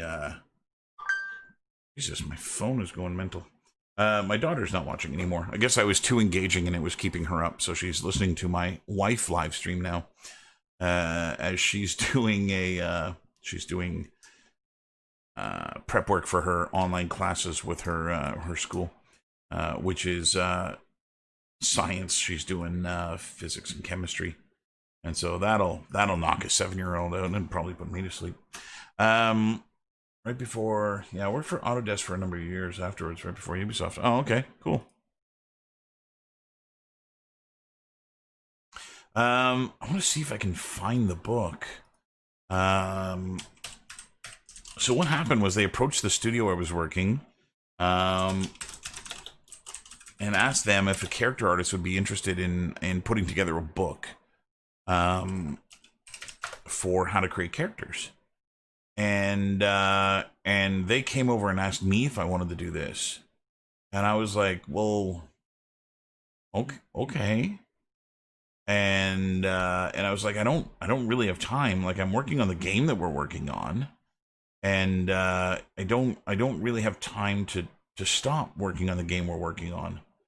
They said, well, why don't you take one of the characters you've already done? I said, well, I can't make a book out of the character I've already done. He's already done. And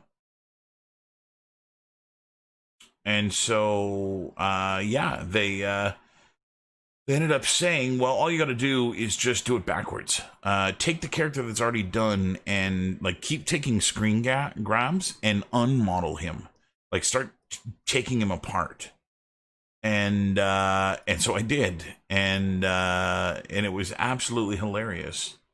Because I started with a fully textured, fully finished character, and I had to do things like start removing layers in Photoshop from my textures, and when it got to like doing the UVs, I had to like start garbaging my UVs. I ended up like I started with finished perfect UVs, and then they were like, you got to make the UVs, and so I I started like breaking my UVs on purpose and leaving them just a hot mess. It was a really, really, really funny, funny thing. Let's see if I can find it. 3ds Max character modeling book. I know a student found it once and brought it to me, and I had completely forgotten that I had done it. And then it was funny because the student came up to me and he's like, "Hey, you wrote a book on character modeling." I was like, "I have not." He's like, "Yeah, I read it." I was like, "Dude, sorry, you're confusing me with somebody else," which happens a lot with my name. Um, but he was like, "No, no, no! Like I totally read your book." I was like, "Dude, I haven't made a book. I don't know what you're talking about." And he ended up bringing the book in, and I was like, "Son of a bitch, I did do that book." And yeah, it was one of the funniest things. Maybe if I take out the word character, might have just been for modeling, and that my chapter was a character chapter. The whole book isn't mine. It's just a little chunk of it that was on the character stuff. There it is. I found it. Holy shit, I found it. There. Oh, I can't. You're not gonna let me zoom in. There we go. So we can tag that on as well.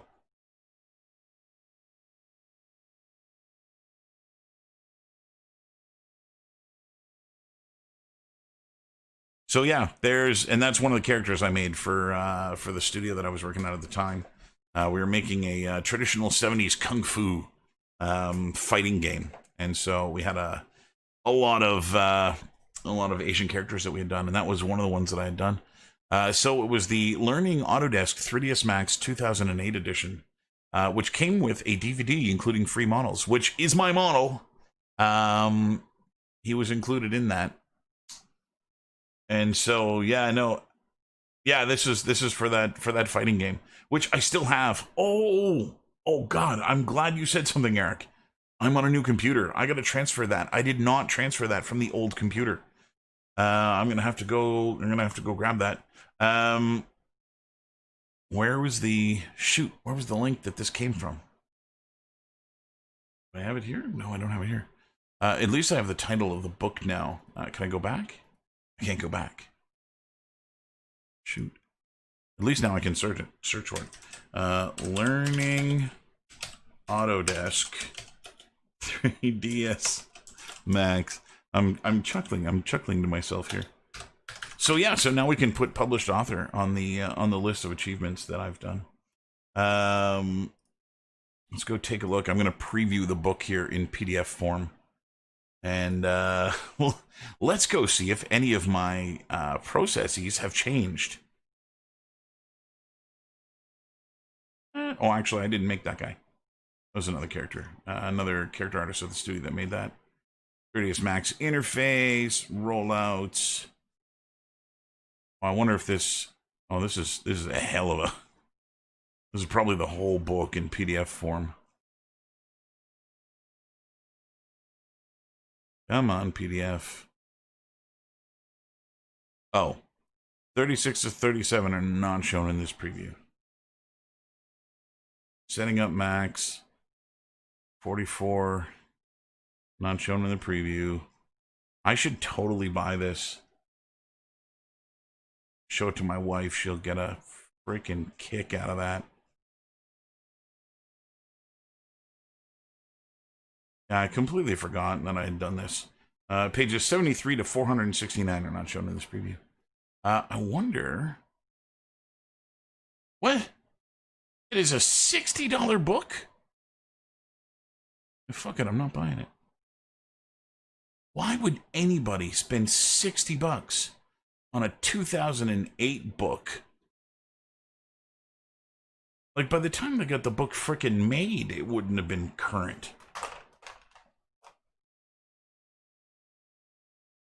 Unbelievable. Anyway, that's one of them there things that hey, there's a lot of shit from my past that I've done that I forget about often. I'm like, oh yeah, I did that. And, oh yeah, I did that. I've lived a life. Let's just say that. Experiences, I've got them.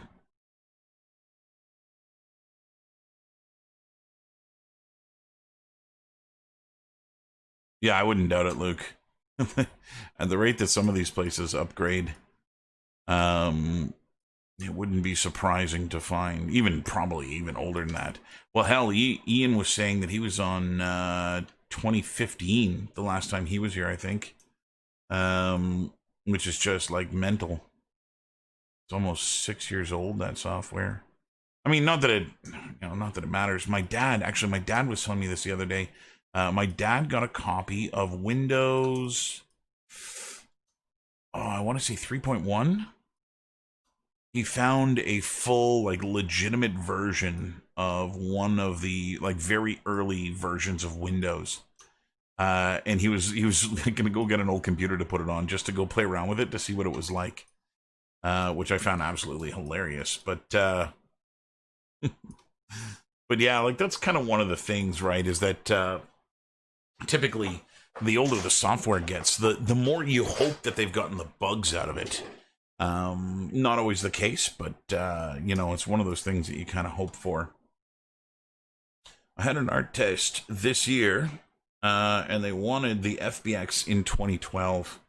Crazy. Was that was that for Ubi? That's mental, man. Mental.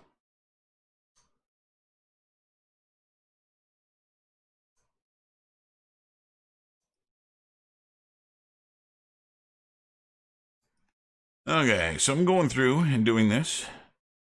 Now, full disclosure, I have made this particular brand and make of shoe maybe 7 times.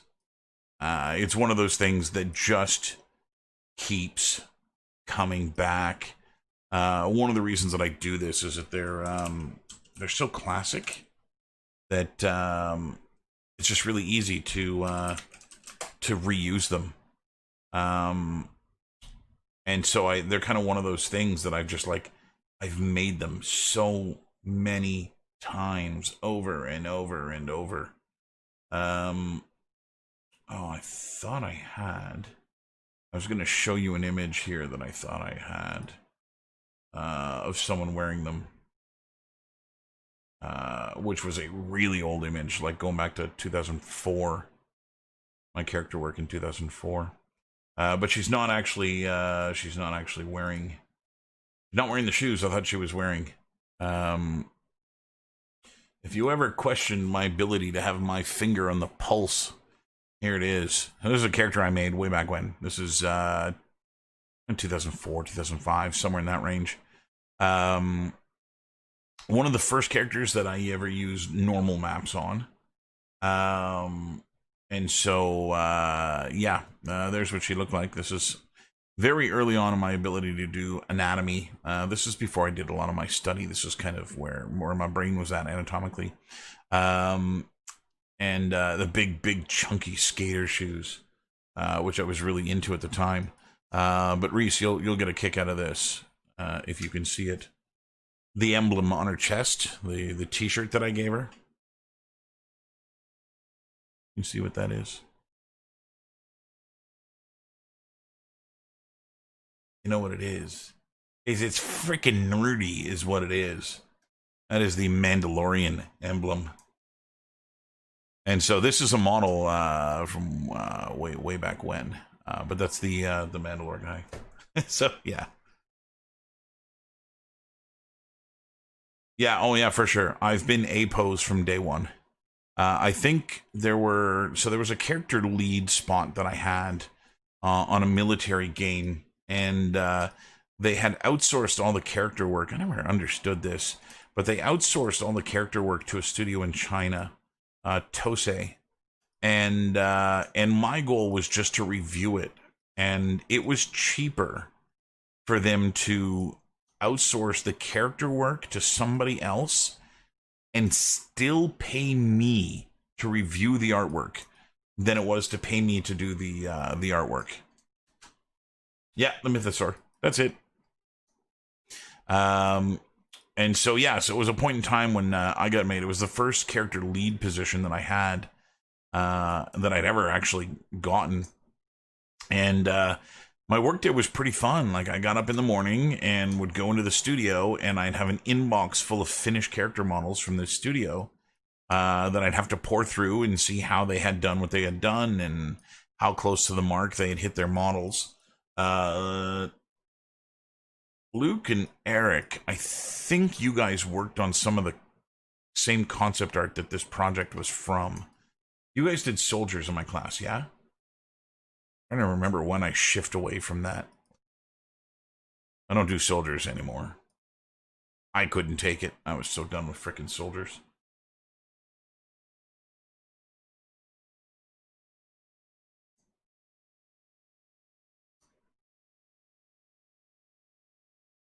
Yep.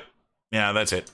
You guys had the soldiers. That concept art was from that game that I was a senior character on, or the lead character artist. And yeah, so they made all of those characters, and man, that's probably other content I should get off my old computer too. But anyway, I worked on that, and all of those characters were done in a T-pose. However, they weren't characters that I modeled. They were modeled by another studio. And I was actually okay with them using the T-pose because we were actually working on a pre-built rig that was already set up in a T-pose, and so there was no real reason to move it. Question for you: what's a typical character artist software tool pack these days? Max, Maya, ZBrush, Marvelous Designer, Substance Painter. Yeah, I mean that's about it. There are a few other things that are worth playing around with. This is one of the really hard things that I have to describe to students too, is that if you look at a game like Pokemon Quest, right, a little RPG game for the Switch, and you compare that to Uncharted 4. Nathan Drake and Pikachu are both characters, but other than that description, they share nothing else in common. And so it's really, really tough because there isn't really a standard for any of this stuff, right? Everybody kind of works their own way depending on what it is that they're making. And even one of the reasons that, like I said, I want to work on this mask project is that I'm not doing this type of work at the studio where I am. And, while I still love the work that I'm doing there, and I wouldn't want to give that up, I still want to make sure that I'm in practice doing this kind of thing. And so, yeah, exactly. I'll tell you guys in a second here, once I finish Reese's question. I'll tell you guys what you missed out on, what I ended up doing in my classes after you guys. In fact, I think I can even demo it. I'll see if I still have it here.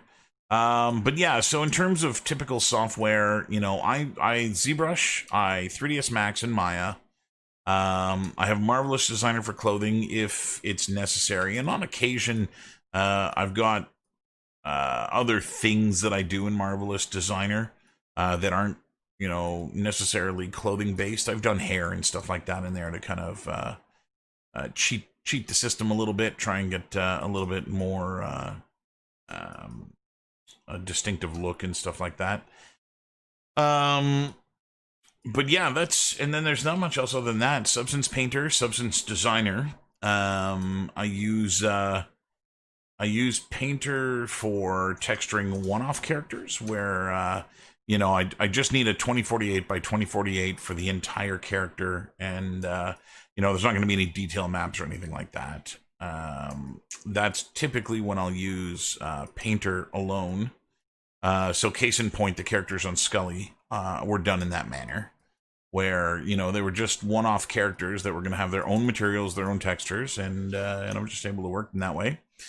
And then you've got things like when you start getting a little bit more leaning on realism, where you start doing things like detail maps.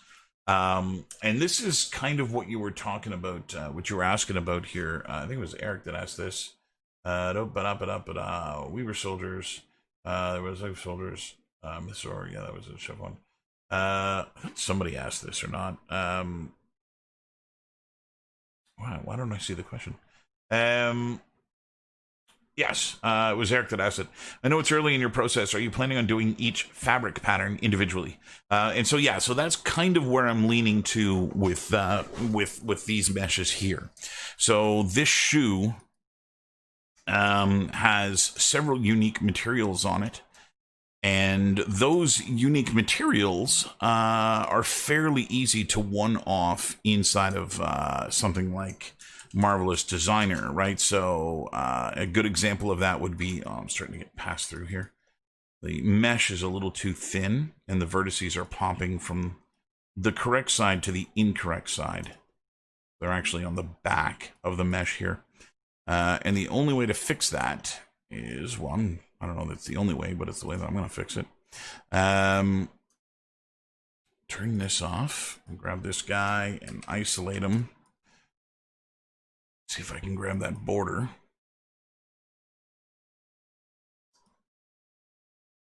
Yikes.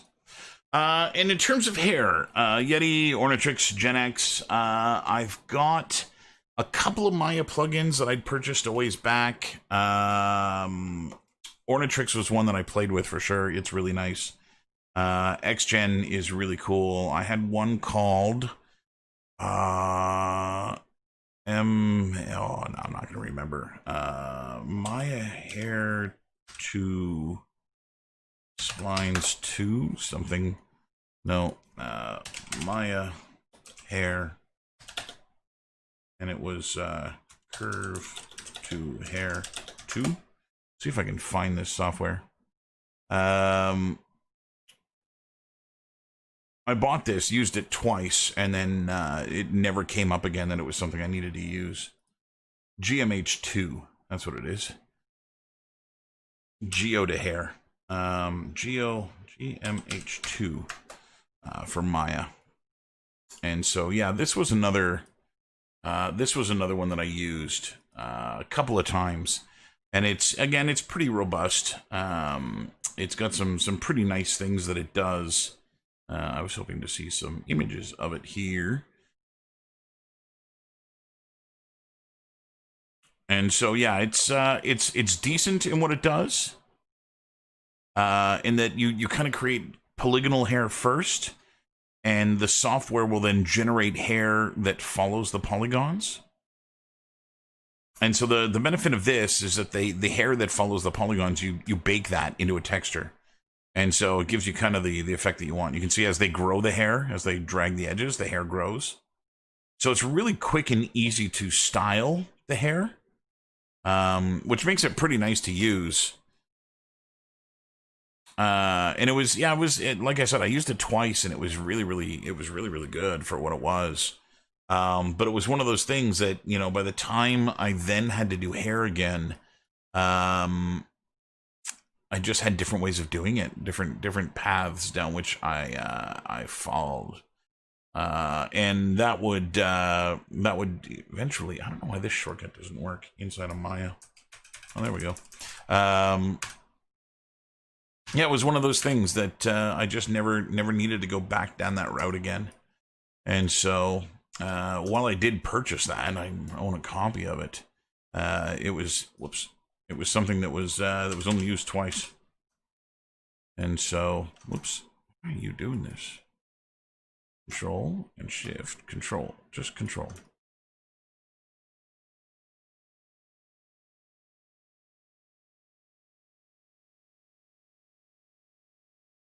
And so, yeah, I've actually got something new for hair that I plan on trying with these guys. That is something I've never done before. But I have I've got an urge to play with it, so I want to see how it's going to work, even if it isn't the end result of the way that I go, which is just based off the fact that this project is in Unreal 2.5 or 4.25, which has the new hair system in it. And I've been looking a little bit at the hair system, and it is funky, man. There's some really cool work that they've done in it, and I don't know that it's going to be something that will do what I want it to do, but I'm going to give it a whirl. And so, yeah, they've got this whole brand new system. They advertised it, actually, if you just launch the launcher, they're still advertising that it's now part of Unreal on the launcher. It's been there for a long time. But essentially, you put splines on your character, kind of these guide splines that you put in order to kind of trace out where you want the hair to go. So kind of like guide curves, if you will. And you really just handle the major ones. So, you know, maybe 6 or 7 for the bangs, and maybe 3 times that on the top of the head and a bunch of the back of the head and what have you. And you kind of move these things each in the direction that you want that particular patch of hair to grow. And then what happens when you bring it into Unreal is it generates almost like fiber mesh in ZBrush that follows these splines, and it's all physics based. So it bobs and moves around, and what you can do is you can tell it, like, okay, only move so much, and then like really pay attention to where the spline is, you know, so the hair that is styled, you know, doesn't just blow away on you when you get in there, and doesn't look like everybody's got a bad wig. But it looks like a pretty decent system. I've just never played with it before, and so I thought I would use these characters, especially since I don't have a lot of hair that I got to do for this project. I thought that would be a fun little R&D session to do, try and figure out how that works. Again, just to kind of have that system under my belt, right? One more tool in the toolbox of how I do things. Although, with the rendering you get in Unreal now, even just Geo, throwing in some hair cards and just getting them close enough to the shape tends to look good enough nowadays. It really depends on how close you're going to get to your characters, too. You know, if you're going to be doing these close-ups where you're going to see pores and things like that, then it's definitely worthwhile to put that level of effort into it. But if you got a character that's just going to be sitting across the room, it's not too much of an issue. Reese, I want to pick your brain about something here that I've been toying around with the idea of doing. I've actually been toying around with this idea for quite some time. And as a fellow fan of Mask, I might even say an enthusiast, since I know you bought the DVDs, or yeah, I guess they would have been DVDs. They're not Blu-rays, right? Nobody released this on Blu-ray. I thought I would pick your brain about something in regards to my project and the show. Originally, in the show, the main cast members are made up of a ton of white guys and a stereotype or two. And it had always been my plan when I started working on this that I would break away from that and make Mask a little bit more multicultural. And I know they started doing that towards the end with Series 3 and stuff like that, and some of the other toys, where they had, you know, there was I remember very clearly, kind of all of the motorbike characters for some reason. But there was I believe a Hindi or a Sikh gentleman on a motorbike, and you know, people from all different kind of walks of life started showing up, and I always thought that was really cool. And I always thought that would have been, when I started making this project, that I would also diversify the Mask universe. I mean, we're talking about heroes that wear helmets for a living. Their ethnicity should be insignificant when it comes to the project. But at the same time, I don't want it to be seen as a betrayal of what the show is. And I'm finding it really hard myself to figure out what is right in terms of where I should be going with these characters. I'll give you an example. Alex Sector, who is he's the British guy. He drives Rhino, right, with Bruce Sato running shotgun. And Alex Sector in the cartoon, I'll go show everybody what I'm talking about here.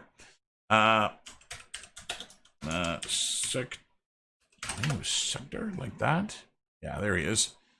So this is Alex Sector. I thought it was with a K. Maybe it's with a C. Yeah, it's with a C. So Alex Sector is a guy from Mask who wears one of the goofiest helmets in the world, I guess because he's got a beard. But he was British, and that was really only his only character trait, was that he was a veterinarian and British. And I like the idea of keeping him British, but I thought of shifting his ethnicity to someone of Indian descent who was still British. And so still having the same name and making him just look a little bit more... Yeah, Sectors from Mortal Kombat. And so kind of trying to shift that a little bit. And so I thought that would be a really good swap for one of these characters, was to shift him from being a white guy. So one of the problems that I've got is the shot in the intro with the table. Mask intro. I'm gonna put this on. Let me see. was hoping the shot would be here. Anyway, there's a shot with all the characters sitting around a table. And, yeah, not so much. And in that shot, let me open this up and not play it. Let's kill the audio so I don't get flagged here. So in the shot, here's the shot here. There are, what are there, 9, 8 people here? 1, 2, 3, 4, 5, 6, 7, what? 2, 4, 6, 8. Yeah, 8 people sitting at the table here. And for the 8 people sitting at the table, there are 2 who aren't Caucasian. Which I found to be a very small number. And kind of silly that they had gone that route.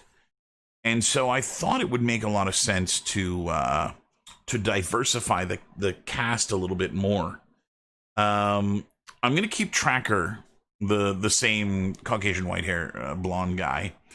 And I thought of diversifying the rest of the cast. And I think that what I'm going to do, my goal with this, is to make it so that there are as many non-Caucasians, as many people of color as there are Caucasians. And so the only 2 people I'm thinking that really need to be Caucasian, or that I would really keep Caucasian, are just going to be Matt, obviously his son, I'll keep Caucasian, and Brad Turner, I'll keep Caucasian. Although maybe Brad doesn't have to be Caucasian either. I don't know. Maybe only Matt is going to be Caucasian. Gloria, I'm gonna switch as well. They did this in the comic book, the IDW comic book that came out. I think they did a bad job of it in the IDW comic book, but they did it in the IDW comic book. They changed Matt Tracker to be of African descent, and they switched Gloria Baker to be of Indian descent. She was Indian British, and I never liked the idea of that, because Baker is not an Indian name, and it didn't really make a lot of sense to me. And she's like, oh yeah, it was a nickname or whatever. And so what I thought of doing was actually changing her name. Here's the thing: having done reboots before, people don't like it when you mess with the originals. What does work is making them different people. For instance, maybe it's Scott that, yes. So it's not Matt Tracker, it's Scott Tracker, and this is the new Mask, the next generation. Yeah, see, that's the thing that I was torn about, is that, I've got no problems with making people of all different genders and all different. I even thought of making it so Gloria is not the only girl, which I thought would be a really good idea too. And so, yeah, maybe that's what I do is, we're talking about an intro here where people are on screen for 2 seconds at a time, and so it may not even be one of those things that people pick up on. But it definitely was one of those things that I think would work. And so, yeah, maybe it'll be Scott Tracker. See, now here's the thing. That's who I'm making right now, is Scott Tracker. And if I was absolutely doing, Mask, the new team, Scott Tracker doesn't have a son, he has a daughter. Because that just makes, I think that's just the way it would go. But seeing as I'm this far into my version of Scott Tracker, I'm not going to switch him. Yeah, Scott has a son because I already made him masculine. But yeah, I thought of just diversifying the cast a little bit. One of the other things that I thought of doing was just altering which cast members are in the intro. Having it so they're driving kind of different vehicles or whatnot. So, get rid of Dusty Hayes driving Gator and bring in one of the other drivers. Maybe Julio Lopez is driving Gator instead. And still put them in their proper costumes with their proper masks, but just shifting which characters are part of the main intro. I thought would be another way of kind of skirting that problem. Again, I'm not going to worry too much about it because I'm just doing an intro here. I'm not doing a game. I'm not doing anything like that, so I don't have to really worry about it. I just thought it would be nice to have a little bit more diversity. I'm not I'm not bound to the social norms of the 80s in making this, and I can, I can do whatever I want. But at the same time, you do, like you said, you do run the risk of having your audience go, "What the fuck is that?" And the only people that like this mask is not going to garner a new audience. This is not. We're not going to get new people here going, "Oh wow, this is cool. This should be a show." This is just going to be for people like me and Reese that remember this from our childhoods and are, feeling the nostalgia bug bite us in the arse when we see this. Then maybe it's not worth pissing off those people. I don't know. I don't know, man.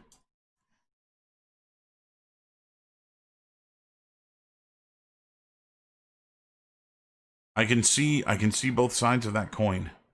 And I don't know which way it should go.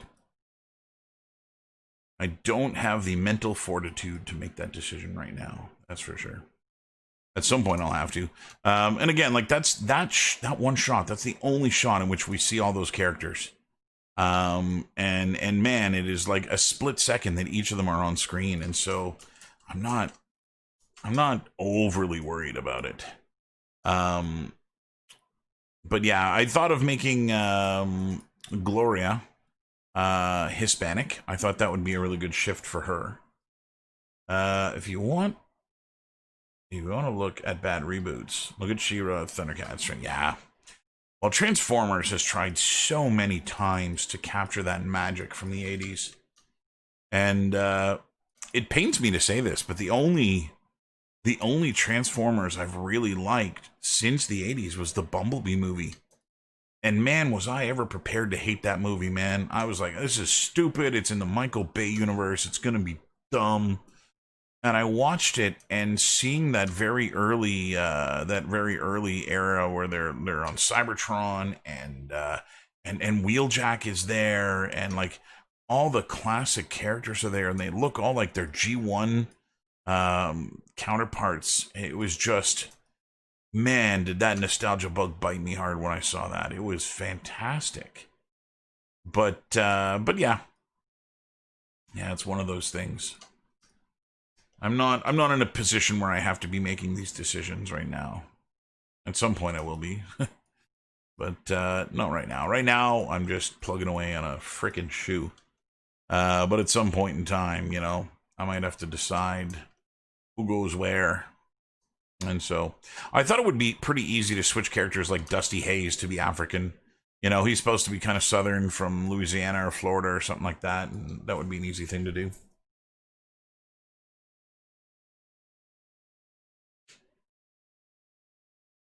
Yeah, exactly. And this is the thing that Michael Bay didn't get when he made his monstrosity of a movie, was that Bumblebee was a yellow bug. That's why his name made sense. He was a Volkswagen Beetle. He was a very common car for the time, but he wasn't a super high end car. And to end up making this Camaro with this, $20,000 paint job, and Shia LaBeouf is driving it around, like, you lost all credibility. Like, nothing makes sense in that universe. Never mind, Shia LaBeouf is hanging out with what's her thumbs.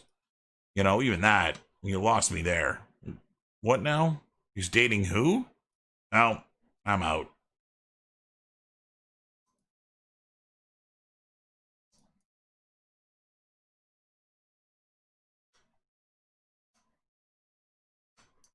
That's exactly, yeah. That's exactly why the Emancipation of Harley Quinn is stupid too. Birds of Prey. I rented that the other day and I had to turn it off. It's just like that's not who the characters are, right? You done messed up the one thing that would make me want to watch this movie. Is seeing these characters, seeing these people do this. And I think that's what I liked about Titans so much, is that it didn't feel like they had done that. Titans felt like they were staying true to who those characters were. That really felt to me like that could have been Dick Grayson. Especially when he meets Jason Todd and he's like, what, you're who? You know, all of that seemed really legit to me. Oh God, Snyder. and oh my God, Kristen Wiig as Cheetah. I don't understand. Like, isn't Cheetah supposed to be crazy agile and like Kristen Wiig? What? I don't see that going well at all. Never mind the fact that they brought Captain Kirk back for that movie, which I don't even understand how that works, as it takes place like 40 years later. And so I don't know what's going on. The bus left and I wasn't on the bus. And now I'm lost.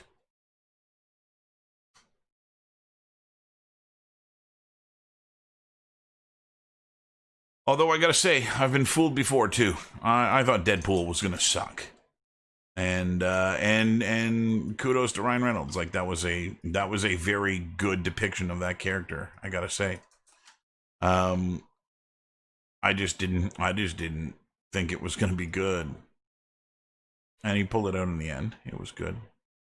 Actually, I think he pulled it out several times throughout the movie. But yeah, that was definitely one of those times when I was wrong about that. I thought Deadpool was going to be a terrible movie and that it was going to suck, and ended up being pretty right on the money. I didn't answer the fabric question. I get sidetracked. So yes, I am going to be doing the fabric question on this. So the fabric split on this, where the goal is to make a tiling version of that canvas that's up here,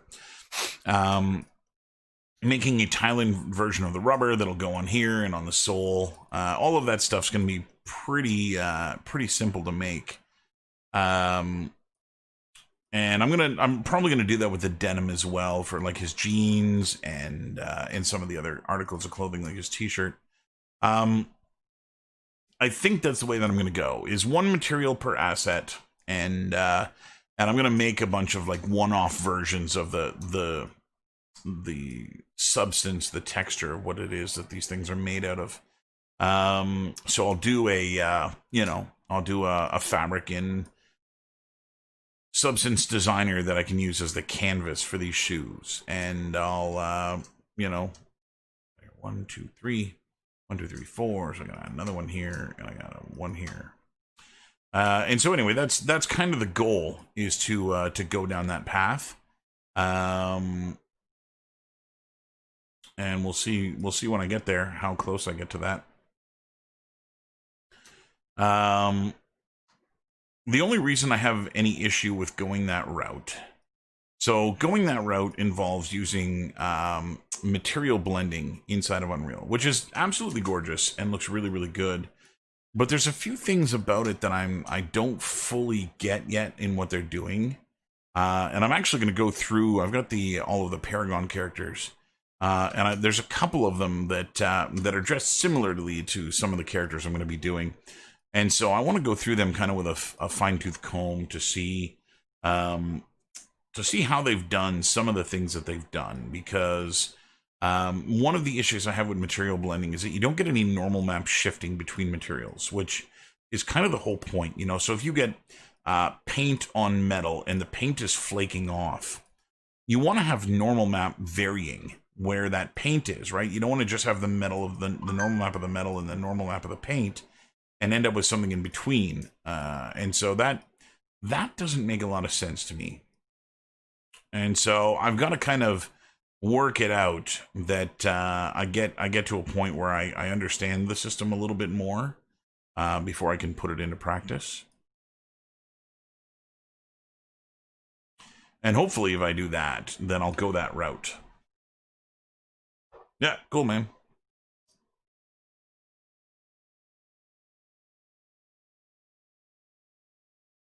And so that would be ideal, to go that route. There are some really beautiful things you can do with material blending. You essentially get your... What the... I put an extra loop in there. 1, 2, 3, 4, 5. I did. You don't exist.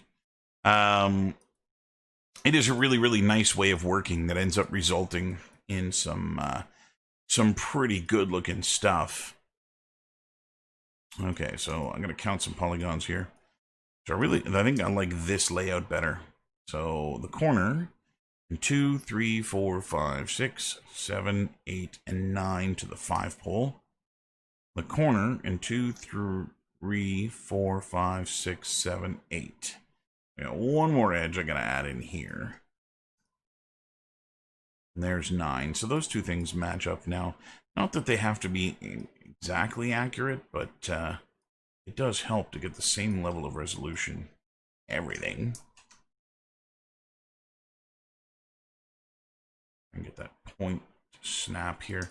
Again, I'm getting a little bit of the under-over problem in that there's thickness in those loops, and the geometry is popping to the wrong side here. So I just need to ensure that I'm getting it where it's supposed to be so that it doesn't disappear on me.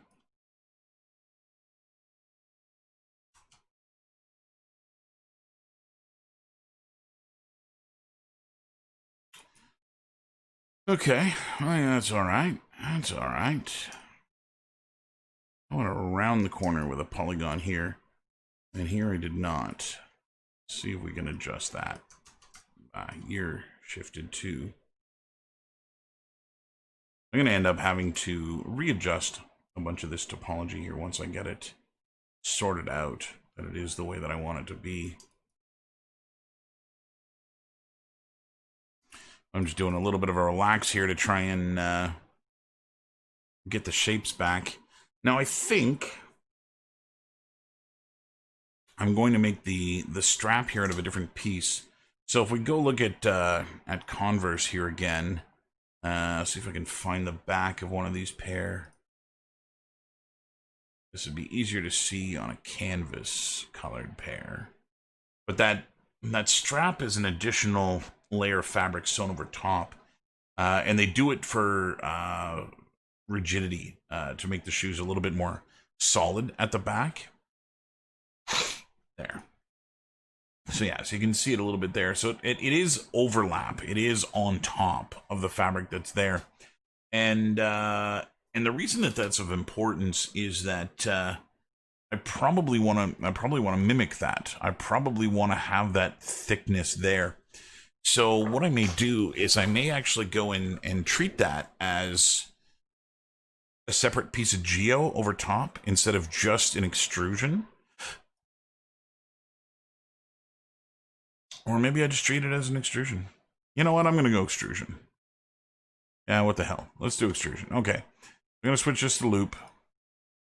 And again, I'll hold shift here and just tab out a little tiny row of geometry, which will get me up into the right area. And then I'll tab over a center line. And then we'll turn loop off to edge. This is, again, one of those things that I find a little bit faster in Max is when you have multiple edges you need to bridge like this. Max's Control Alt Drag I find a little bit faster than Maya's drag and snap, but only for this one little piece of the pie. Bring that over. Bring that over. Try and keep this centered here in the shoe. Now, were I working on a game proper and doing this kind of thing, I would I'd have to be careful about using something like Converse in the game, because you can't do that, right? This is a copywritten brand, and people own money based based on the look and design of these shoes. This is not something that you can just replicate, put it in your game because you think it would fit. And there's a lot of that happens in games where, you got to put this brand in or you got to put that brand in. And it's definitely one of those things that, I think hurts games a little bit. Even just, if I were to say, let's say, out of the blue, Hasbro is like, we really like what you're doing with this property, and we want to bring this property back. We think a video game is the way to do it. And we think that what you're doing is exactly the way we would want this game to be made. So why don't you make this game? I'd be screwed. And I'd be screwed because, frankly, I wouldn't be able to make this game. There are so many licenses attached to this game that I wouldn't be able to do anything. You know, every vehicle that's in this, with the exception of, I think, 2 of them, are all brand name vehicles, and they're all from different brands. You know, there's Nissan in here, and there's Kenworth, and there's Chevy. There's a few Chevys. There's Fords. There's little bits of everything, and I would have to get permission from each and every one of those manufacturers in order to use their vehicles in this game, which is something that you know, they probably wouldn't all agree to. And even if they did, you know, I'd have the problem of having to explain to them exactly how their vehicle is going to be used in the game, and what kind of thing I would have to do to prove to them that I'm treating their property with the respect that it deserves. And that's not something that's easily done. They did. They used to be really, really, really like, yeah, no, that's fine, whatever, put it in, it's cool. And people would be like, hey, look, there's our shit in their game. But, you know, you also, man, you don't want to risk a lawsuit. Where the hell's there's the shoe? You don't want to risk a lawsuit and end up losing everything. And so that's kind of why I can get away with doing what I'm doing, right? Is that I'm really, I'm just making my own shit here. And I'm not profiting from this other than, you know, garnering attention online, which, you know, is fine. I can do that on my own without having to pay anybody else for that. But, yeah. You're absolutely right, Eric. There was I'll see if I can find this, because this is a really good story. So when I worked at Bedlam, we worked in a game called Land of the Dead. Land of the Dead PC. And Land of the Dead was a George A. Romero property tie-in game that went with the movie by the same name. We managed to work out a deal with the brewery, Mill Street Brewery, and the distillery. So our studio was in the distillery, and we worked out a deal with the brewery and the distillery that we would put their logo in our game, and they would give us a free keg of beer every Friday.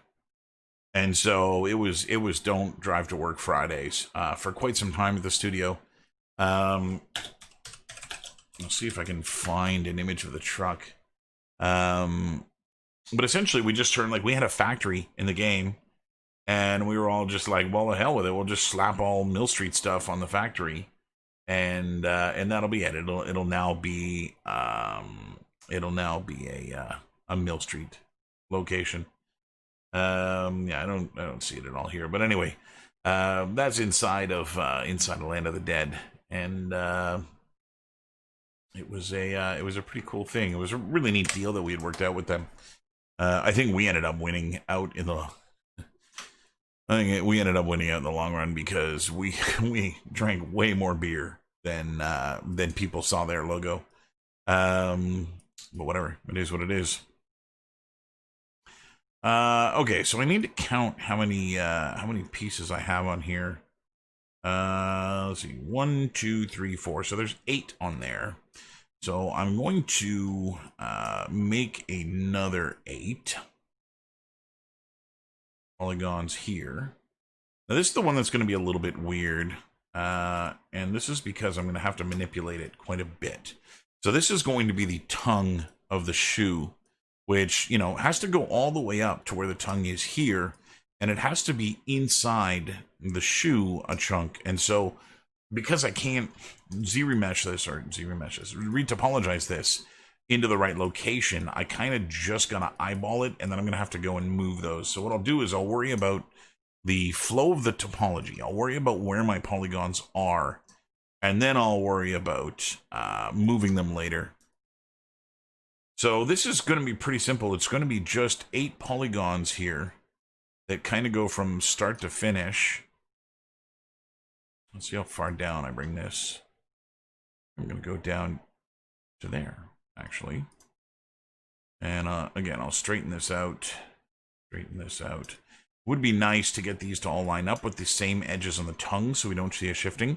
But again, I'm going to mesh smooth this when I'm done, so it'll end up being way higher poly than it is. So this band of 8 brothers here will end up becoming 16 in the end product. Okay, so there's the first row of polygons on the tongue. And I'm going to switch my extend mode to loop again here. And we're going to bring this all the way up to the top of the tongue. Now, the reason I'm doing this is it allows me to make sure that like the center edge ends up in the center of the tongue. Which is what I'm really interested in doing. Making sure that all of these things end up in the right places when they get up here. Now, again, this is going to be an issue with the edges snapping to the inside versus the outside of this. So I just gotta kind of go delicately here as I do. And again, these should all be evenly spaced so I can kind of see when things are mismatched. This is why I want to extend all the way up, is to try and get, you know, 4 identically spaced polygons. And we'll go up here. And up here. And up here. Again, I'm going to cut that corner a little bit because it'll just cost me too much topology to put it in the way that it is. So there, one tongue. Now all I got to do is just make the topology match in terms of the number of edges here. So we'll go in the middle and then adjust. So this edge has to come out below the laces. And other than that, like, there's not really a lot else I got to do with this other than making sure it's down here, that under problem under control. Other than adding the eyelets, like, I'm going to want to make a marker to identify where the eyelets go, because that'll be important. Shift this over. Shift this over. I'm trying to move these things without accidentally welding. If they get too close to each other, they'll just auto weld together, and that'll be the end of my good mood. Ah, damn it. I moved all those polygons inadvertently, moving these edges. Okay. I'll add another loop here while I'm at it. Loop. Actually, let's just run all the way up. Loop. Loop. And 2 in here. Another one here. So that I can straighten this out. Again, I want it to kind of go just beyond the eyelets. Now, I did a cheat in the last few pairs of these things that I did, and I can actually, I'm going to show you the last few pairs that I did. The only reason I'm not reusing the other pairs that I've done, that I've modeled, is that I stylized some of the other ones, and so they don't technically all look like Chucks anymore. And yeah, it's caused a little bit of a it would cause a little bit of an issue on a character that I'm trying to go as real as I can, where, you know, I want this to be as close to realistic as I'm capable of getting it, and then you know, put cartoony shoes on them wouldn't work so well. No. So I'm just running shift here, which does a little bit of a smooth. It's kind of insignificant here because, again, a lot of what I'm attached to right now is both the the laces, the eyelets, and the tongue. But that'll work for the tongue. Again, I'm going to have to reposition that a lot, which I'm going to do in ZBrush. And we should go name some of these things here, too. I've been trying to keep the names of these things straight. So we're going to refresh that. I'm going to go to the channel box, and we're going to go rename this tongue. And reset that. And wings. And then we got the toe, sole. And that's it. So the only other thing that I've got to do is eyelets. And I think I'm going to skip that. There's 7 of them, I think. 1, 2, 3, 4, 5, 6, 7, 8 of them. I'm going to skip those for now. I've actually got something else planned for the eyelets that I want to do, and the laces themselves. I'm going to bother doing any of that. So what I'm going to do, we're going to unfreeze this object and get rid of it. And what I end up with here is actually something really close to the shape and dimensions of a proper Converse shoe. And what I need to do is now just start kind of connecting things in a little bit of a better way. You know, I've got the rubber sole kind of going up and away here where, you know, it actually should kind of come back down and connect with that. And so I'm going to do all of that, but I'm going to do that in 3ds Max, where I'm a little bit more control with my my tools here. So I'm going to export selection. We're going to go to, where the hell am I here? Desktop, projects, tracker. And this is Scott. And close, and I'll call this Chuck. There is no bookmark. What? What the hell? Export selection. Chuck. Yes. I don't know why they gave me an error. So, to Max. 3ds Max. So while this is going, let me go pop open and show you one of the other Converse that I've done in the past.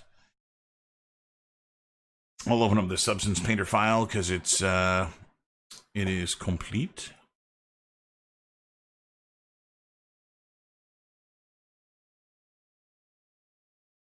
Oh, there's Max. Go away, Max. Not going to bother with you. File open. And we're going to go to, where the hell are you here? Projects. Tracker. No. I'm opening up something else. Gwen. And Substance. And shoe. So here's another Converse that I did. Now, unlike the one that I'm doing now, this was one where all of the everything was done here in Substance Painter. So all of the fabric that's on the shoe is all done as a fabric layer instead of being a tiling fabric that I then go and put on this inside of Unreal or what have you. Reese, do you know what character this shoe is from? Can you tell by the color scheme that's here? Test your nerdiness.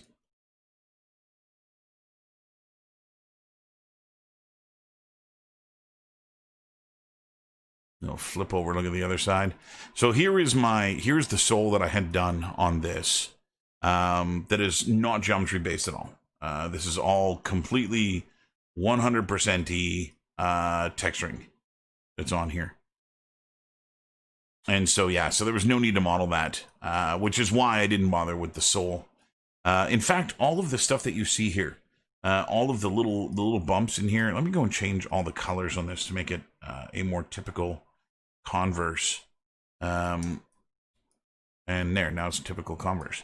All of the little bumps and everything that you see on here is all just done inside of Substance Painter. That includes this line that's here, and even this little box. I didn't end up modeling that. The little lip that's on the back here, you can see there's a little bit of a change in height here, but it's not in the geo. And so this was one of those things that, again, this is meant to be a lot more cartoony than the real life thing. But yeah. So yeah, do you know what character this is from, Reese? Based off these colors? You know what that is? So this was, I did this on International Women's Day a ways back, maybe 4 years ago, 3-4 years ago. And it was a character. I was like, okay, I had a class at 2 different schools that day. And it was, they were work periods where I was just going to be helping the students out. And I was like, you know what I'll do is I'll demo, I'll see how much of a character I can get done in a single day. And I'll just go as hard as I can on one character and see if and see what the students think of that. And so the female character that I ended up choosing was Spider-Gwen. And this is some of the original concept design work for Spider-Gwen. And the thing that always struck me about the concept art was the only thing that's frickin' written down is that the feet look like Chucks. Right? They've got that rubber toe that's on here. And so in my cartoony version of her, she's actually wearing like Lululemons and Chucks, which I thought was kind of a nice spin on it. And so yeah, so I did a cartoony version of Spider-Gwen, and that's what these shoes were from. They were from my Spider-Gwen. And then I got really carried away with Spider-Gwen, and I brought her into Unreal and started setting up a web swinging system. Did I really just close 3ds Max? Max bounced over to the wrong window. Okay, so file, importe. And let's go jump into projects. Again, tracker, Scott, and clothes, and Chucks. So the goal here in 3ds Max is to do a couple of things. First, I'm going to need to do UVs on this, and I'm going to need to seam up and close all of the gaps that are here, as well as push that tongue underneath. I may not even need to push the tongue underneath. It may be something that I just do in ZBrush when I get there. I am going to go and change the color of this thing to not bleed my eyes fuchsia into something gray here, so I have a little bit of an easier time seeing that. I also got to train my brain that I'm in 3ds Max now and not Maya, since I just left one, and my brain already wants me to go back. So I'm going to start with the let's start with the tongue here, or the toe. So this is a pretty good place to start, because I know all I got to do is take this lip and hold shift and bring it down. And then go to vertices here. Let's go and pull this out. Pull this back. Yeah, I don't know if you knew this or not, Reese, but that comic books was one of the things that that made Ian and I first hang out when we did meet one another way back when. There were two things. There were comic books and there were video games, of all things. And so yeah, we ended up with that kind of shared interest, and would read a lot of comics together, and play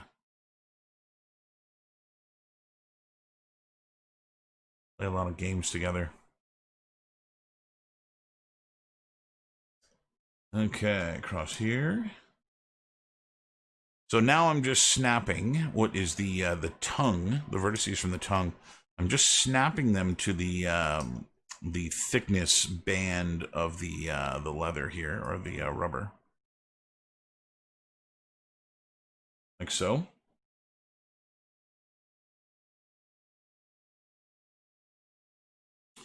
I'm going to go into this loop,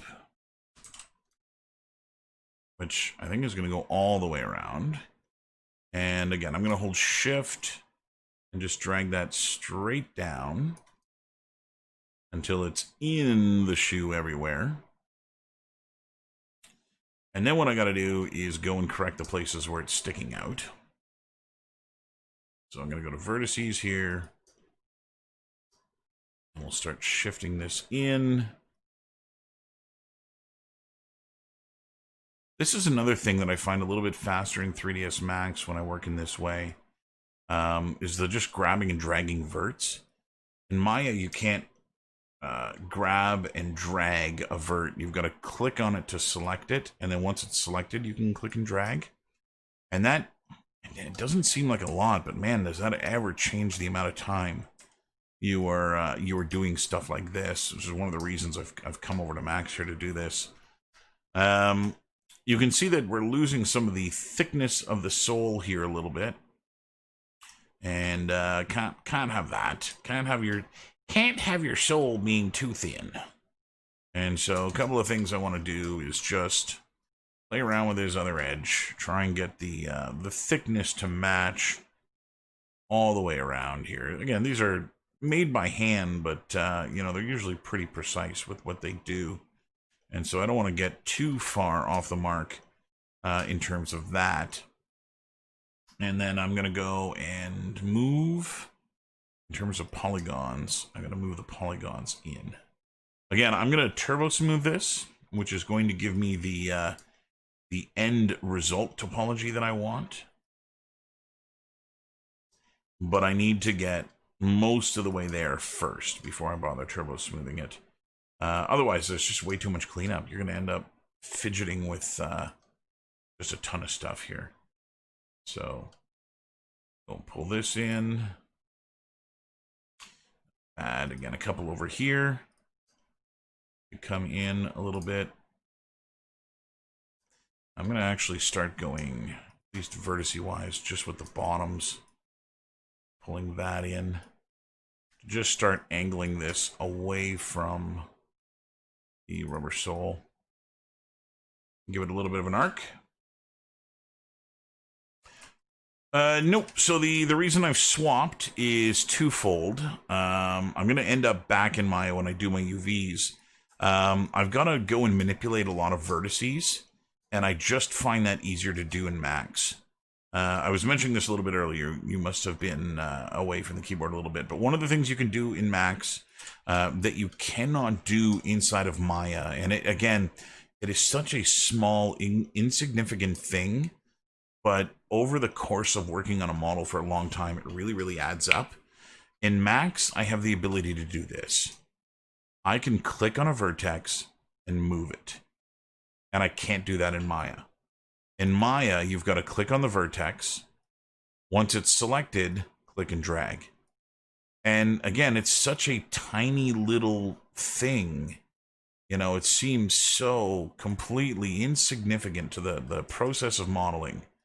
But that little thing, you know, is hours of time saved.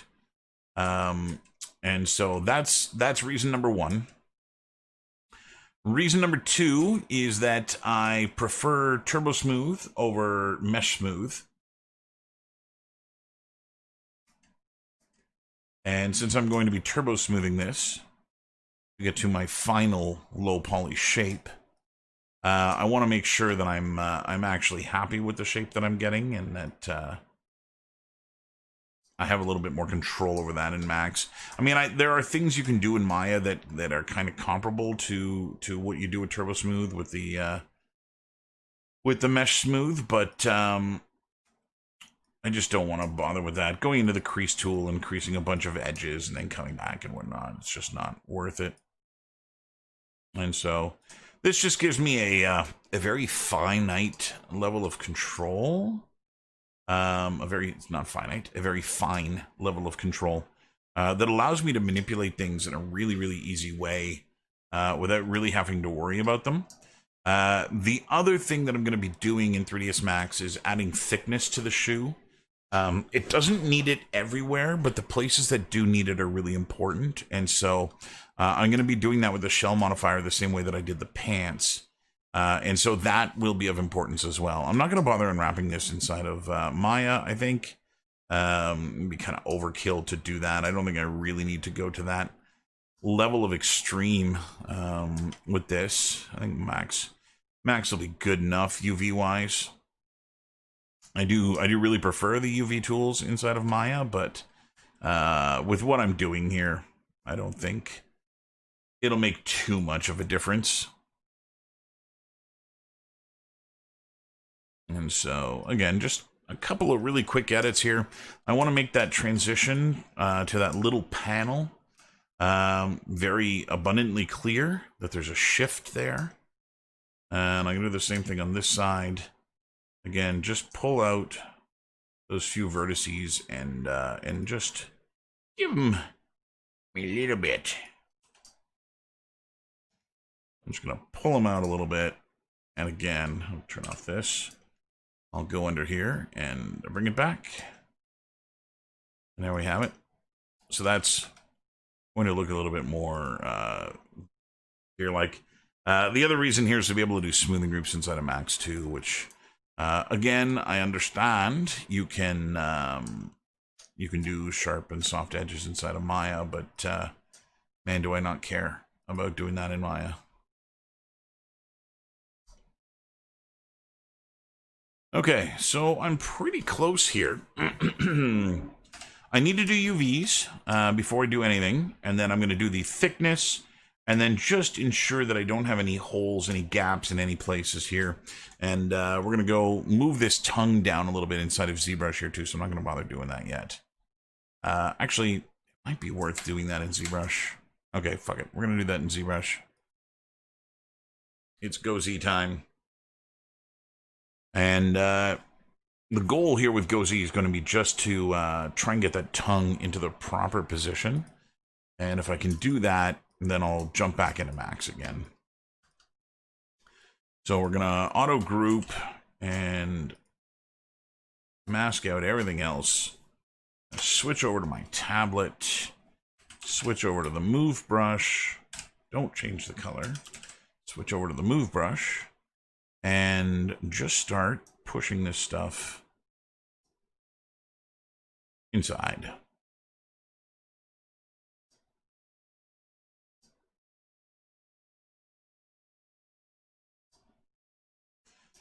Now my tablet is acting really funny right now. I don't think you guys can detect this or not with just watching. But when I move a vertex, it moves a little bit and snaps. And that's telling me that the scale here in ZBrush is really broken and is going to need correcting. That happens when models are so wrong in scale that the values and sizes you get in ZBrush on the brushes don't match up anymore. And it happens on occasion that things just shift away from a scale that ZBrush can handle. I'm not going to bother resizing this just yet because I'm liking the scale that I'm at for 3ds Max. But I just want to get this tongue kind of tucked under a little bit. Okay. I think that's good. We'll go Z this back into Max here. Back into Max. It's white. And it's an editable mesh. So it did come back in. And we're going to tell it to lose the material. So it doesn't burn my retinas. And there, we now have something a little bit closer yet. So next is going to be doing some UVs on this. Another reason why I'm not turbo smoothing just yet is that it'll be easier to set up my UVs here before I get into that. So step number 1 is kill this thing. And I'm just going to do a planar map to get all my pieces together. And we'll go and get that out of the 0 to 1 box. And then, because of how I modeled this, everything is pretty good to go, with the exception of 2 edges that need cutting, which are back here. This edge and this edge.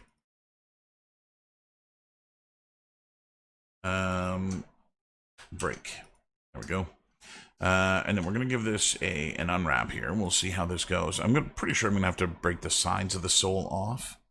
But let's do an iterative pass on this. And depending on how crappy Max does here, I may actually go back into Maya again. We'll see what Max does with this. No, Max is fine. So you can see they've stopped changing shapes. That's how long I let the iterations go for. And then once they've stopped changing shapes, I can go and pack them.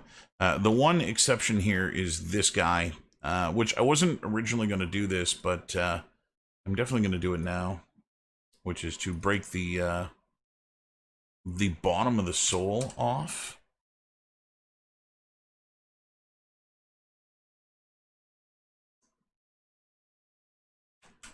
Like so.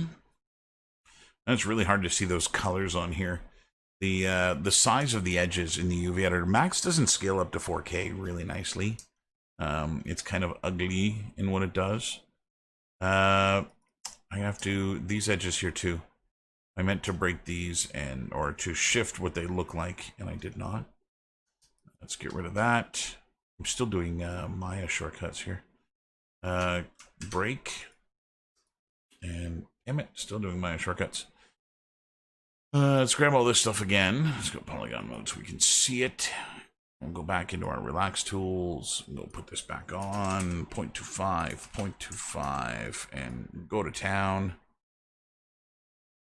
And yeah, Max is not good at U shapes like this. There's just enough of a curve on that Max doesn't really know what to do with it. In fact, you can see the bottom of the sole. That's not right either. So let's go and pack this, bite the bullet, and send this back to Maya. Again, I could unwrap it here, but the amount of time that I'll save sending it from one to the other. Where the hell am I? Tracker? Nope, don't rename it. Gotta break everything. Don't break everything. Scott. Close. Not FBX, but OPJ. And Chuck. The amount of time I save just bouncing over to Maya to do it is worth that. I'll delete that. Let's actually just say file new so there's nothing in here. And we'll file import. And Scott close. Chuck. Zoom out. There is the chunk. So now we'll use Maya's UV editor. And should see night and day here compared to what we were looking at before. So I'm going to go to the unfold. Unfold. And that a couple of times. And this guy I am not pleased with, and so we are going to optimize this, and we'll try straighten. Optimize. You're not doing anything I want you to do. Let's try and rotate this here. So what I'm going to do is I'm going to rotate it so the bottom is straight, and then I'm going to grab the top, something like that. Have to be perfect. And I'm going to rotate that until it's relatively straight. And I'll go and put it up here. And then I'll just grab the middle polygons and optimize them, which will kind of straighten them out. And I'll push them back. And we'll just grow the selection a little bit. And we'll optimize a little bit more. And I'll grab everything and optimize once. And then straighten. And optimize, straighten, optimize, straighten. Oh, something's going wrong over here. Let's undo a couple of times. I don't think I have any funky edges there. Let's straighten this again. Straighten. Go to the edges here. Indeed, this edge. Where am I? I'm in Maya. I need transform, and we're going to align this to not distribute, right, scale. And I'll move this in a little bit. Okay. And again, that is a tiny little amount that needs to be in. It's a really, really thin polygon there. Okay, I'm pleased with that. Everything else seems to be okay here. Now, in terms of where I put these patterns, this is where you need to start thinking about texturing. And Eric, you were the one that was asking about texturing and where you're going to put things and whatnot. So when you start planning out your texturing here, I need to lay these out like the shoe was being cut out of fabric, right? So this back panel here needs to be straight. So I'm going to let's turn this off. Go to align, and we're going to orient this to the edge. It needs to be straight up and down. If it's not straight up and down, it's not going to work. And in fact, I'm going to straighten it as well, because that would be cut out of fabric really nice and straight. And so even though the UV it's kind of warpy and bendy a little bit, I want the fabric to be warpy and bendy. So that's cut out the right way, that way. This thing is rubber, so I don't care. We'll straighten it. optimize, straighten, and try and figure out what's going on over here. So I think there's just one row of polygons not behaving. Optimize, straighten. Okay, you don't want to behave. I will make you behave. So grab an edge, vertices, UV vertices. That is the one biggest thing that you need to adjust to between doing UVs in Max and doing UVs in Maya, is that in Max, vertices are UV vertices. They're for the islands. And in Maya, there are two different sets of vertices. There are UV vertices, 2D vertices, and 3D vertices. So these are vertices, and these are vertices. The problem with choosing this one is that if I select all of these vertices, that's also going to select the other ends of those same vertices. What is that? Why is there a vertex there?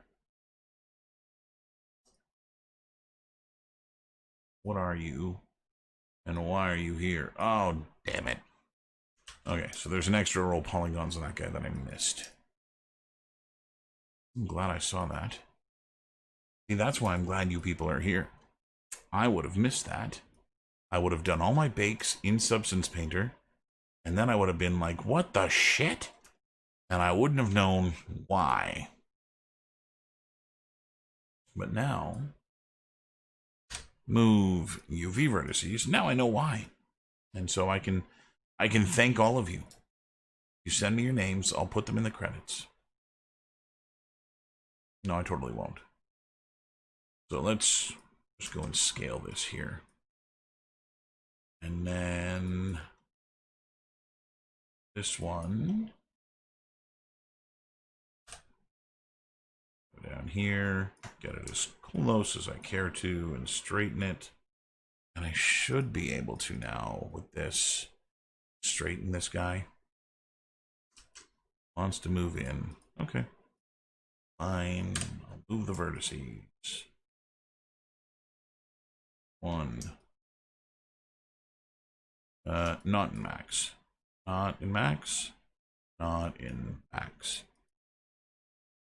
Sometimes I need to keep reminding myself as I hit shortcut keys that do not what I want them to do. Okay, that's good enough. Ooh, that needs fixing.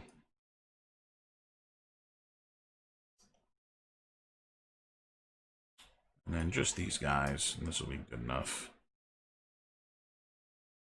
The particular edge that I'm editing right now is the one that actually goes inside the canvas. So most of these polygons are actually going to find their way inside the shoe, and we're not going to see them. They're there just to prevent any light gaps from showing through. Okay, that's better. Go to this. That's done. That's done. Straighten this. Optimize. Straighten.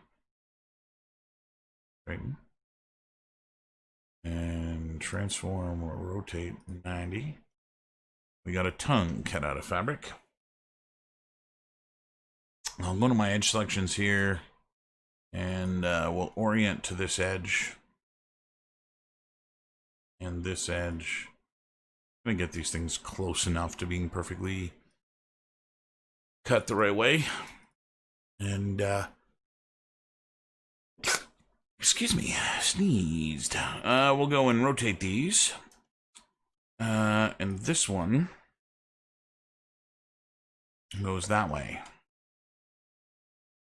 So here and here, and those are good enough. This little piece of rubber doesn't really matter. There's not a lot on it that'll really make me care one way or another how it's oriented. The sole, however, you must orient your sole. So the reason that I want to orient the sole, and I want to make sure that I get the sole right, is the way that I did the texture on Spider-Gwen's shoe is the same way I'm going to do the sole on this shoe. And the way that that was done was by using an image of what that looks like.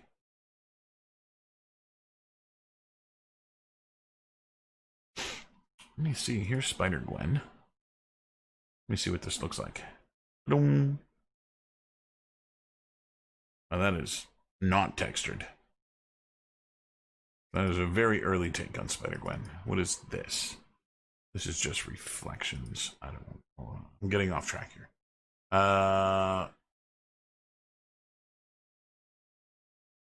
This. So this, get rid of Spider-Gwen. This is the image that was used in order to generate the soul. And so this is just a, hey, Bray Bray. How you doing, brother? So this is just a vector image that's been rasterized of what the sole of the shoe looks like. And the really important thing here is that it is completely vertical, which is what I gotta match. So when I pop back into Maya here, it means that when I line this thing up, I want to get it as close to that same verticality, because it'll make stamping that other thing in a lot easier. So let me open up that image again. So the pattern is as straight as I can get it. I think it's going to go like this. Okay.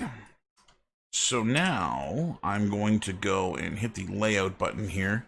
Another super awesome benefit of working inside of Maya is that its packing algorithm is pretty good.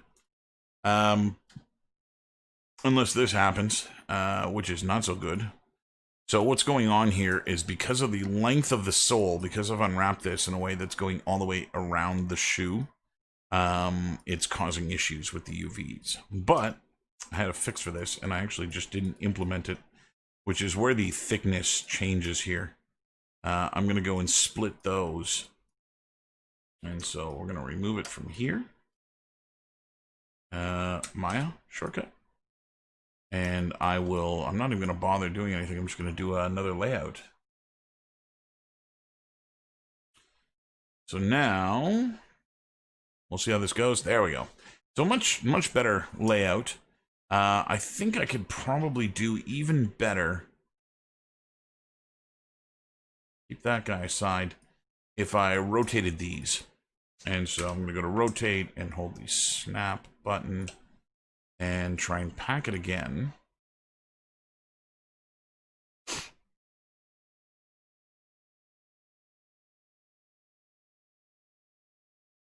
Do you recommend Maya over Blender for beginners? So that's a really tricky question. I prefer Autodesk software over Blender, but a good chunk of that is just how long I've been using these software packages. They are stupid. There's a lot of nonsense in them, but I've kind of gotten used to that nonsense. And at the same time, I've tried to play with Blender, and just, man, I can't wrap my head around how that software works. There's just so much in there that just doesn't make sense to me in terms of just shortcut keys and how things work. The smartest thing I can tell you, if you want to get into 3D modeling and you're interested in doing this and getting good at it, the smartest thing that I can tell you is to, instead of thinking of 3D modeling, think of sketching. Okay, so if I were to ask you to sketch a picture in a sketchbook, okay, so I'm going to give you a pencil and a piece of paper, and I want you to draw me a picture. Let's say Superman. Okay, draw a picture of Superman flying in the sky. Then I want to go to a whiteboard with a dry erase marker, and I give you that, and I tell you to draw Superman again. The idea that drawing on paper with a pencil and drawing on a whiteboard with a dry erase marker, like, those are two very different things. You know, typically your sketchbook, your paper is going to be flat down on the ground and the whiteboard is up on the wall. The pencil, you can get a little very sketchy with it and do very light lines, not pressing very hard, something you can't do with a dry erase marker. Like, they both have their own set of rules. but the actual act of drawing doesn't change. Like, once you know that Superman has a spit curl and you've got to draw that, it doesn't matter where you're drawing and with which tools you're drawing, you know that you need to put that in. The same is true with 3D modeling, okay? So it doesn't matter if you're in Max, Maya, Blender, Silo, Softimage, ZBrush. Okay, ZBrush is a little bit different. But it doesn't matter which one of these packages you're in. Once you kind of understand the basics of how 3D modeling works, it's just a matter of finding the tool in the software that does that kind of thing. At which point, then it just becomes modeling. And so, in terms of easeability, if you're learning this on your own, if you're not going to school for modeling, whether it be game or VFX or anything like that, learning on your own, Blender's probably a smarter decision. And one of the reasons for that is that it's open source. There are a lot of people online using it because it's open source, and that makes it a little bit more of a community online, whereas most of the Autodesk community online is just people complaining. And so that would probably be the smarter thing to do. The only thing that changes that is if you're going to school. If you're going to school and you're learning how to do this, don't go with Blender, because none of the schools teach Blender. If you go to school for 3D modeling, everybody's just going to teach you the Autodesk packages. And the reason for that is that that's primarily what most studios use. There aren't really a lot of studios that go the Blender way. Sculpting in Blender I would not recommend. That's one of those things of it's just trying to do too much. ZBrush is really where it's at when you get to that level. ZBrush is by far miles ahead of any other sculpting package that's out there, and so it is definitely one of those things that it'll help you a lot to learn ZBrush.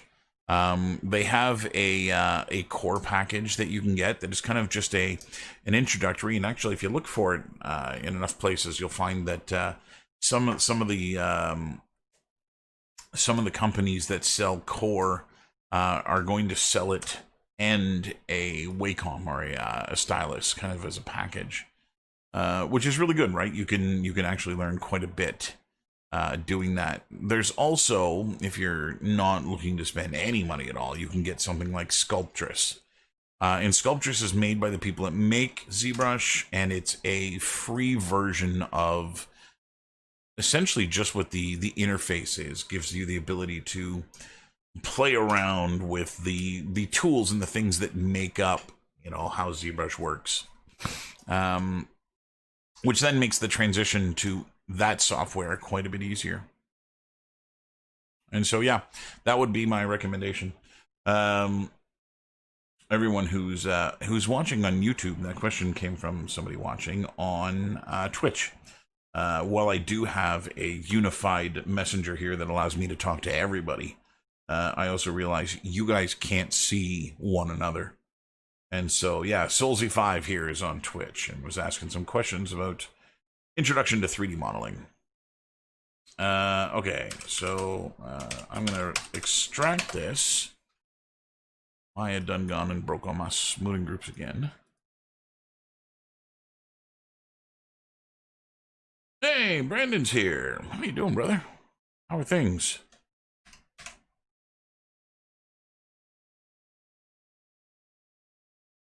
Edit polygons.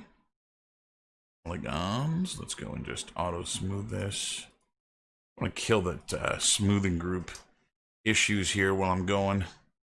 Okay, so the very next thing that I want to do here is add some thickness, and I went and separated the pieces that need thickness compared to the pieces that don't. It's, you know what, Reese? It's not just about being diplomatic. It's actually like the way that I feel. If someone's learning this shit on their own at home, that is totally the way it would go. Just turned my room into a workstation, so I'm loving it now. Yeah, I saw the post you put on Instagram, Brennan. Looks like you are good to go, my friend. I have a very similar setup in my studio. It's kind of the way I've got this place set up. Is it's all about the work. I've got I've got my dual monitors, my microphone hanging above my head here, and then on the wall behind me, I've got my nice big screen TV, so I can put a movie on while I'm working and not have to sacrifice one of my computer screens for that, which is kind of nice. But yeah, no, things are good, man. Things are good. I'm keeping busy. This work from home thing is, I tell you, one of the greatest things I've ever experienced. I mean, it's horrible. People are dying everywhere, and I feel really bad for people that are experiencing that. But I've been such a fortunate position that I have been completely unaffected by what's been going on, to the point that it's not really changed anything much in my life, which is something that is I know not everybody can say. Something that I feel very fortunate to be in the position to experience. The studio where I'm working, we all switched to working from home, and for the last 5 weeks of the semesters, the schools all transfer their courses online, and so there was no more commuting, and there was no more, like, it was just everything just worked at that point, right? Like, it was just, I get up in the morning and I go down to the studio. I have a meeting with the game studio, and then I would teach a class online, at the same hours that I was supposed to teach it. But I would also, like, I found the students benefited. As hard as it was for students to not have like a one-on-one class, I gave all of my students a link to a Discord channel that I was in. I kid you not, almost 24/7. While I was working on studio stuff, I had the link, the Discord open, and I was in the room floating around. And so if ever anybody like got to a point where they were struggling with anything, I was kind of always available, which is not something that's happened a lot in the past. And so that's been pretty. That was pretty awesome. That's something that is pretty cool in the way that it played out. And then it sounds like I'm in for a lot more of that. It sounds like the schools are not going to be doing anything in class. It doesn't sound like I will have any opportunity to leave my home for work until at least 2021.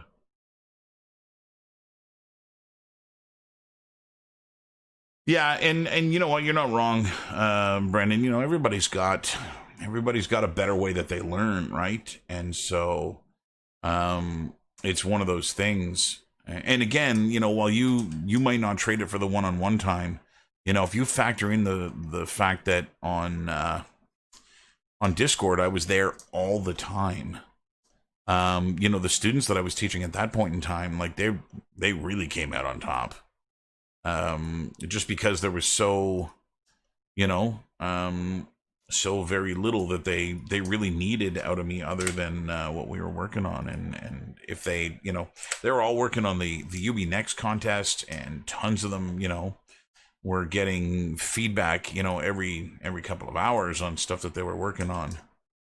And so it's not something that typically happens, and so because of that, it was quite beneficial to them, I think. I did, my friend, while school was on. I felt really, really bad for the students, right? They're like, this is not something that they should have been punished for. This is not something that was any of their fault, and to have them miss out on the last 5 weeks of class, I created a Discord channel and I sent the link out to all my students and said, listen, you need help with something, I'm here. And so I'll keep Discord on 24/7. If I'm at my computer, then I'll be able to answer you on Discord. And if I'm not at my computer, I've got Discord on my phone. And so, again, it's one of those things that, it's near insignificant to me to answer a question that somebody has that's something like, well, where's that button you hit that made the software do this? That's one of those things that, to a student, especially someone new to this stuff, man, that's frustrating. that you can't find that one button. That one button that does that thing that you saw me do in class that one time. And, that's what's keeping you from finishing your work. If you had that one button, your work would be done. And that's one of those things that, when a student asks me that, man, it takes like 3 seconds for me to answer that.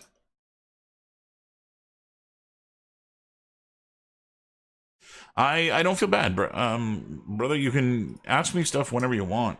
That's kind of part of how I see you guys. And I mentioned this when I was leaving the school, right? When my time had come, that just because I'm leaving the school before you doesn't mean that you're still not one of my former students.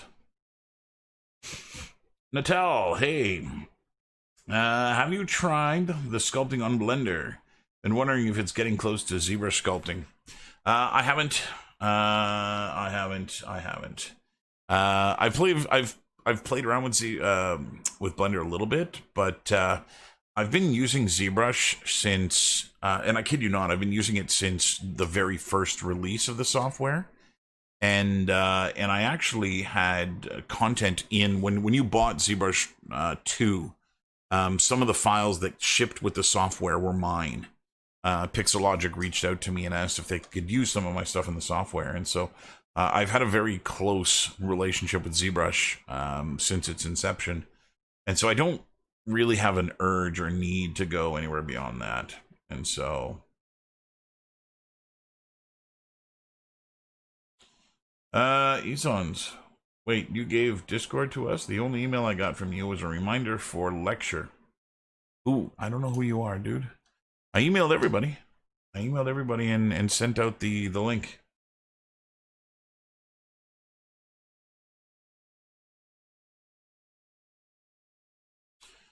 Yeah, I just, you know what? I don't have enough experience with Blender to bother using it.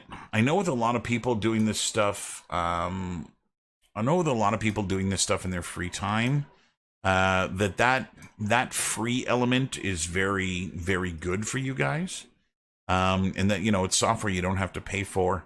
But at the same time, it's not getting the same amount of work into it that the other software packages get. And as a result, I find it's just very far behind everything else. It's not as refined. Let's say that.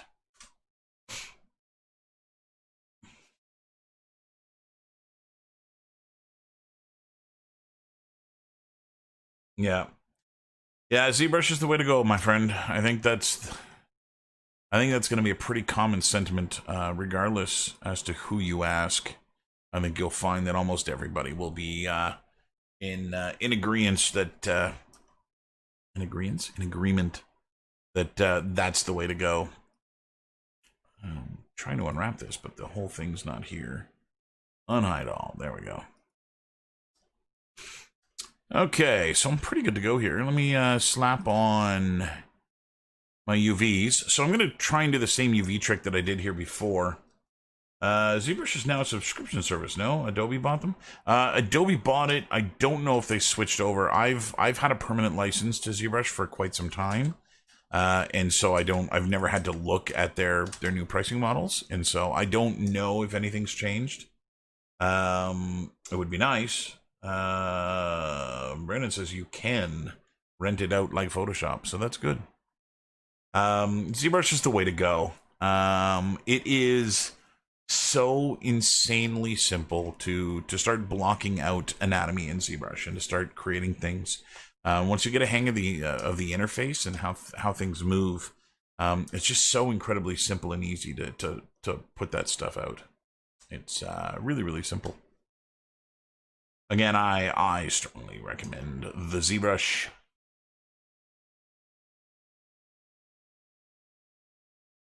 I haven't. I know that it's there, but it's kind of one of the problems with the way that I work is that I don't have a lot of time to play with new features.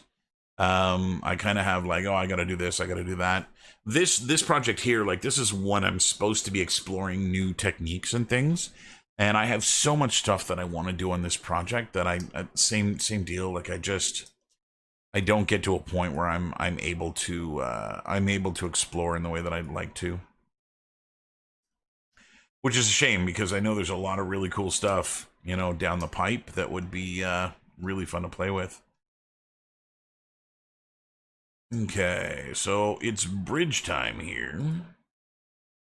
I'm gonna go start bridging some of this stuff together. So what I've done is I did the UVs and then I went and added the shell modifier. And the reason I did that is that allowed it to automatically unwrap the other portion of this thing, the inside. And that's kind of cool. Why did that not bridge? What am I missing? Oh, there's two edges down here. That's what I'm missing. And so by adding that little bit of thickness, what the hell is going on? I think I'm hitting Maya shortcuts here. By adding that little bit of thickness, again, this is going to give you the impression that everything is really nice.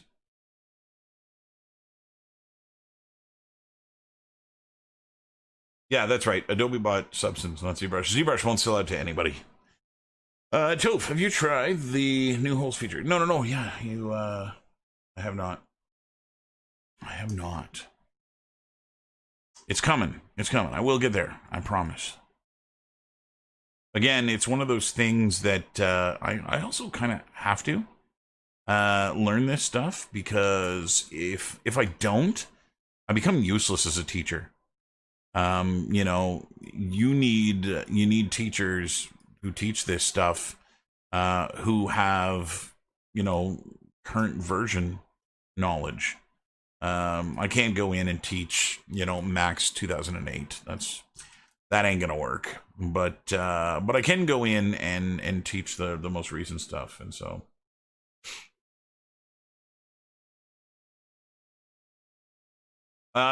So you're asking about my process right now, Brandon? Is that what you're asking about? Software, oh, absolutely, dude. Software fatigue kills me, but that's one of the reasons that I like projects like Mask here, where I'm bouncing around from asset to asset, right? So I work on a character, I get to the point where I'm like, ugh, okay, I'm so done with ZBrush right now. I'll bounce over to Max and I'll work on a car. I get to the point where I'm done with Max and I'm done with box modeling.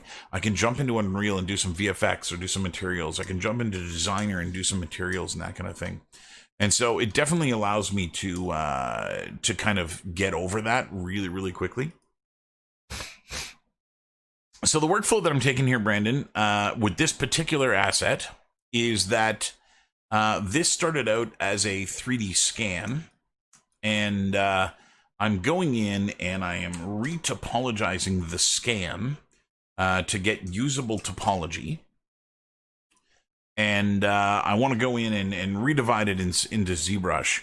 What I'm working on is a cinematic. I'm not working on games right now, so I'm just making cinematic models. So everything's a little higher resolution than typical. And what I've got is a male character. I'll go over here and show you this. Tracker and Scott and Scott. So this is a 12-year-old kid. 12, 11, somewhere in that range, and he's gonna have jeans on, he's gonna have a t-shirt on, and he's gonna have Chucks on his feet. And so I'm just plugging away at that. And so the clothing was Marvelous Designer, and I essentially did the same process on these that I did on the shoes, only instead of using scan data, I used Marvelous Designer as my quote-unquote scan data. And so what I do is I bring that topology into Max. I make more usable topology out of it. So if I kill the poly paint here so we can see his shirt also as a texture. So if I kill all this so we can see what this shirt looks like, and I go to the polygons here, you'll notice that I have like absolutely clean topology on this. Everything is insanely well quadded. All my polygons are about the same size. And really, really nice and clean, which allows them to subdivide in ZBrush really, really well, to get me to a point where I end up with, you know, something that reads really, really nice. And so what I'm doing with this is kind of blocking out all of the clothing, the wardrobe, the attire that this kid's gonna have. Shirt, jeans, belt, and his shoes. And then once that's done, because the entirety of the kid is still underneath here, right? So he still exists underneath the clothing. What I'm going to do at that point is then go and decapitate his head and sever the arms and make subtools out of those that I can then subdivide and work on those independently. And so I'm going to be using Texture XYZ to generate my high frequency noise and my high frequency details. I may have to go and buy something new for that because I don't believe what I have right now is going to suffice.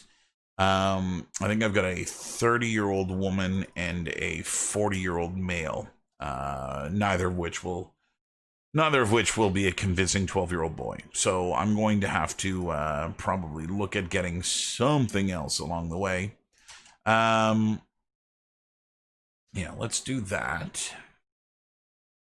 And then let's see how this works. So what I'm doing now is a little trick that I have here for doing shoes, or for doing the thickness on UVs, is that I did my on clothing. I did my thing first. I was looking into that after you told me about that, but the prices kind of turned me off. Thinking I'm going to get one or two when I'm better in my sculpts. Yeah.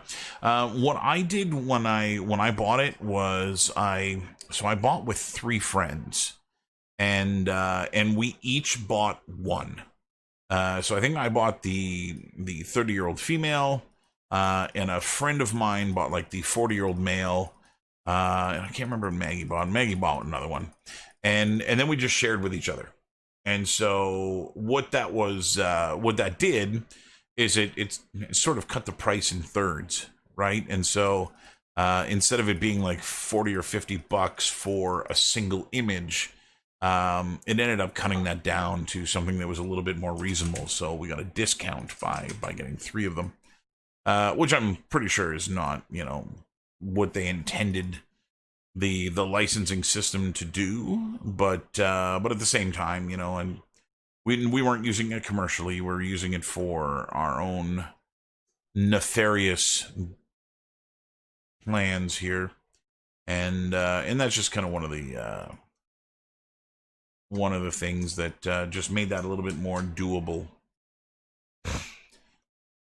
So what I've got here is the UVs of the outer part of the shoe, which are absolutely perfect. And then I've got this little band of thickness here. And this is just that tiny little, like from the shell modifier that goes around here. And so what I'm doing is I'm just going and placing this here like this. And the reason that I do this is what this is going to do with the UVs is it's going to make sure that whatever fabric is on the outside of the shoe wraps around that top edge, which will look pretty good. Now this is overkill because, again, if you look at my character, he's got pants that are going to obviously cover most of the shoes, right? We're only going to just see the bottom of the shoe sticking out. But I'm not going to make incomplete shoes, especially since the way that I'm texturing these and I'm going realistic on it. These are shoes that I can actually reuse on another character if I need to. And as a character artist, I'm very much in the habit of doing that kind of thing. Keeping stuff, oh, you know what? Here's a walkie-talkie. I know a whole bunch of characters could use a walkie-talkie. And so I kind of keep these little meshes on standby here so that I can revisit them down the road.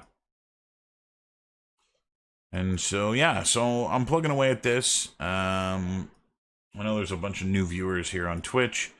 For those of you that don't know, the project that I'm working on is a remake of an intro from an 80s cartoon. I want to kind of update it with a little bit more flair and some of the kind of rules of design and stuff that we expect from things today. So if you were to think of something like Transformers in the world of Destiny, that's kind of the way that I'm trying to approach this, is by taking something from the 80s but updating it so that it looks like it was designed today. And so that's kind of where I'm going with this.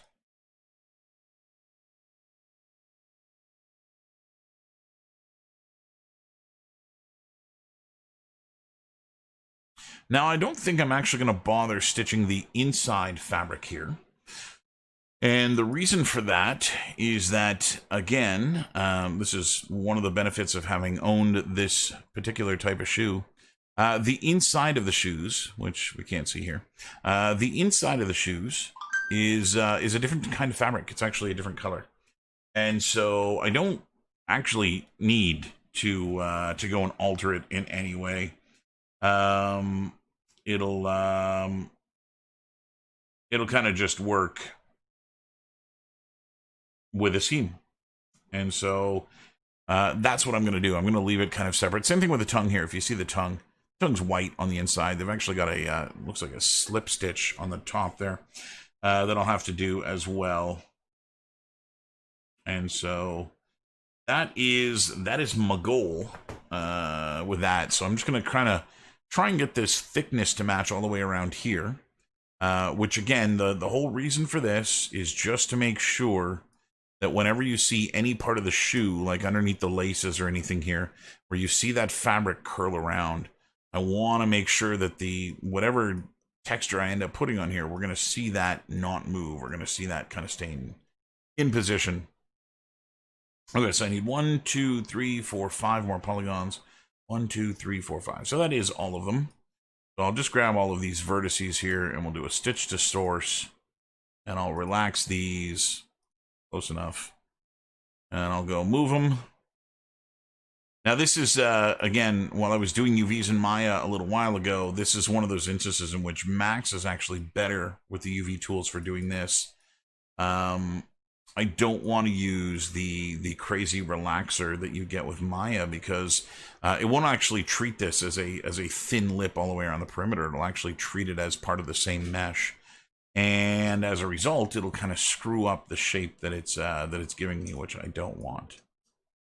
So I'll run all the way down here too, grabbing all of these vertices, and we'll do another stitch. We'll stitch to source. And these ones. And again, I'll go in and position those things a little bit. Where are you here? Stitch to source. Well, I didn't grab nearly enough. There we go. And then again, I can go and relax these guys. Whoop. Which will drop them kind of close enough into position that I can just go and move them out here and get them where they're supposed to go. I've got a couple of polygons here I can see don't belong. Those are going to be part of the little bit of support that's in the top of the sole. In the top of the sole. All right, Reese. It's been nice talking to you, my friend, again. And we'll see. Maybe we'll see you tomorrow night.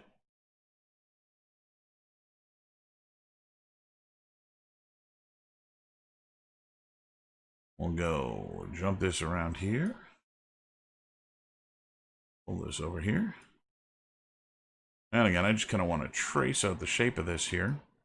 Keeping these vertices kind of the same kind of thickness all the way around. And if I can do that, it'll bring this around.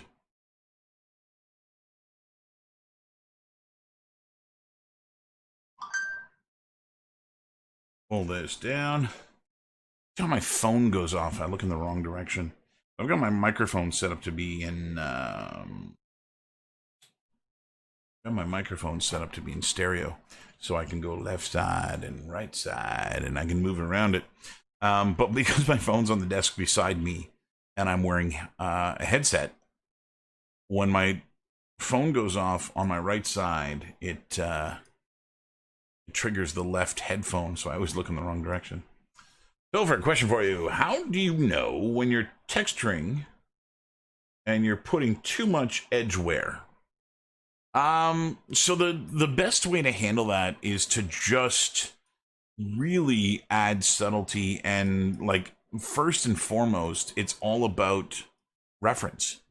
Like don't ever go into Substance Painter without reference. Always have pictures. Now, if what you're making is a sci-fi rifle, like obviously you're not going to find pictures of a real science fiction gun, but you can find pictures of actual guns. And if this is supposed to be an old degraded thing, you can find pictures of old tools, and that's what you want. The more pictures you have where you can look at, what's going on each of the surfaces, the easier it'll be to get that kind of reproduction in the texturing that you're doing. It doesn't matter what it is that you texture. You need to be looking at pictures of things. Because that's when you know how much wear to put in, right? You're seeing the wear on these assets. You're seeing the wear on real life things, and that tends to make everything look more believable.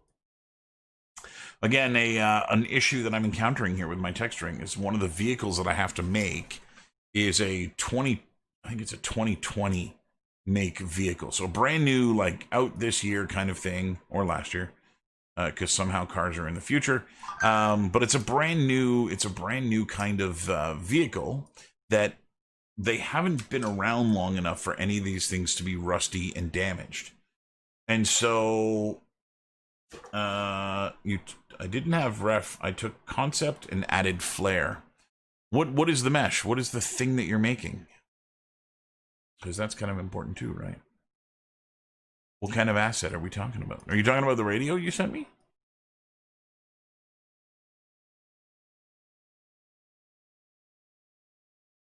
I have no frame of reference for what you're talking about, my friend.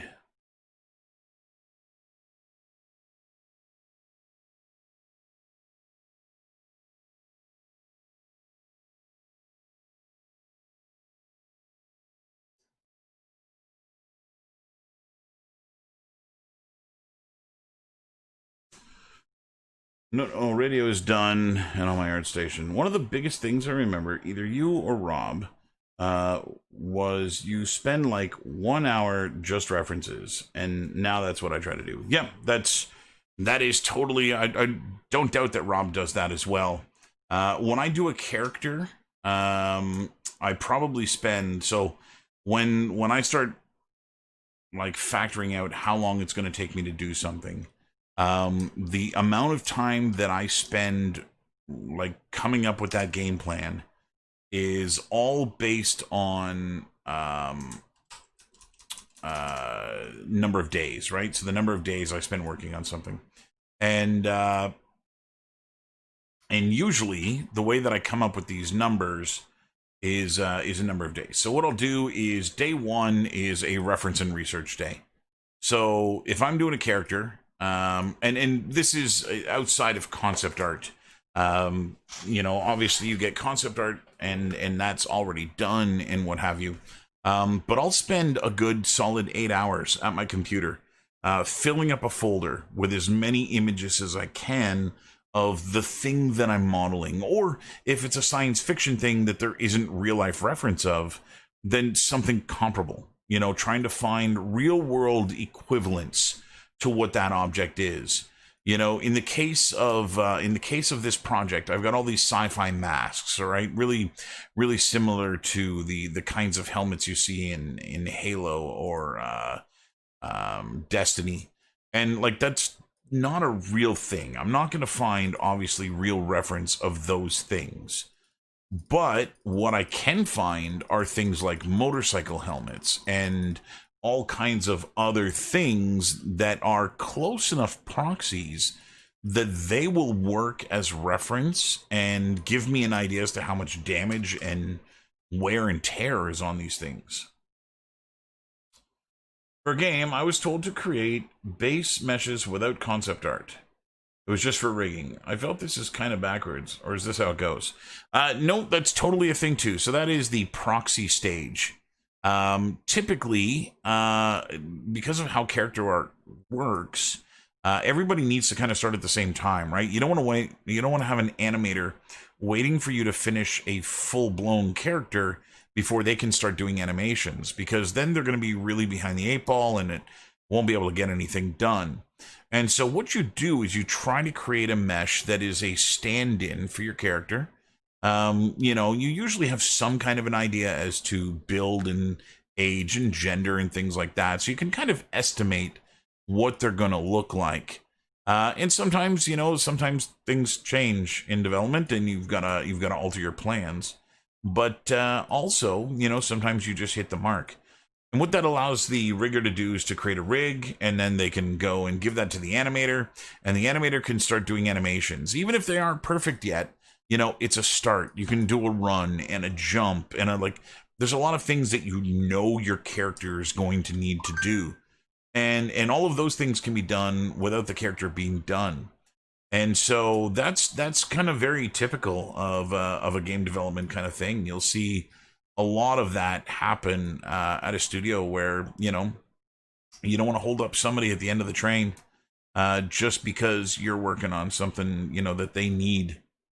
And so yeah, as a character artist, you kind of develop a pretty good working relationship with the rigger and the animator. These are people that you interact with pretty consistently throughout production. And yeah, that's a really good way to keep plugging away at this stuff. I've got proxies here. Let me pop open my project, and I'll show you, Brandon, kind of exactly what I mean in this regard. But don't you need good topology? And by needing that, you need the weights and muscles for proper loops, like we talked about. So on a proxy, that doesn't matter. A proxy, you just need something that can move, right? You just need something. And in fact, a lot of my proxies don't even move, right? I just have them skimming around the surface, which is just one of those things. Like, it's so much faster to get that done and in the engine. So I'm gonna crack open the project here that I'm working on, and I'll show you kind of how I'm doing these things inside of the engine here. Okay, so that one worked. Whoa, there we go. Okay, so here I am in Unreal. I'm gonna pop over to Sequencer, open up my sequence, which is this guy, and I'm just gonna go and mute the audio here real quick. Mute. Yeah, exactly. Proper topology is when you have the proper shape, right? You can't lay out topology until you know what the shape of the model is. And so if you're going to get changes on things like, oh, maybe the jacket needs to be longer, or, you know what, the jacket was a bad idea, take the jacket off, let's just have him in a t-shirt. Those things dramatically affect your topology. So there's no point in having good topology right away. So I'm here in Unreal. Again, everything that I'm doing is a cutscene. And I'm, again, trying to match this one-to-one with the original 80s cartoon. I'm going to hit play here so you can see this. I've already got some camera work in place.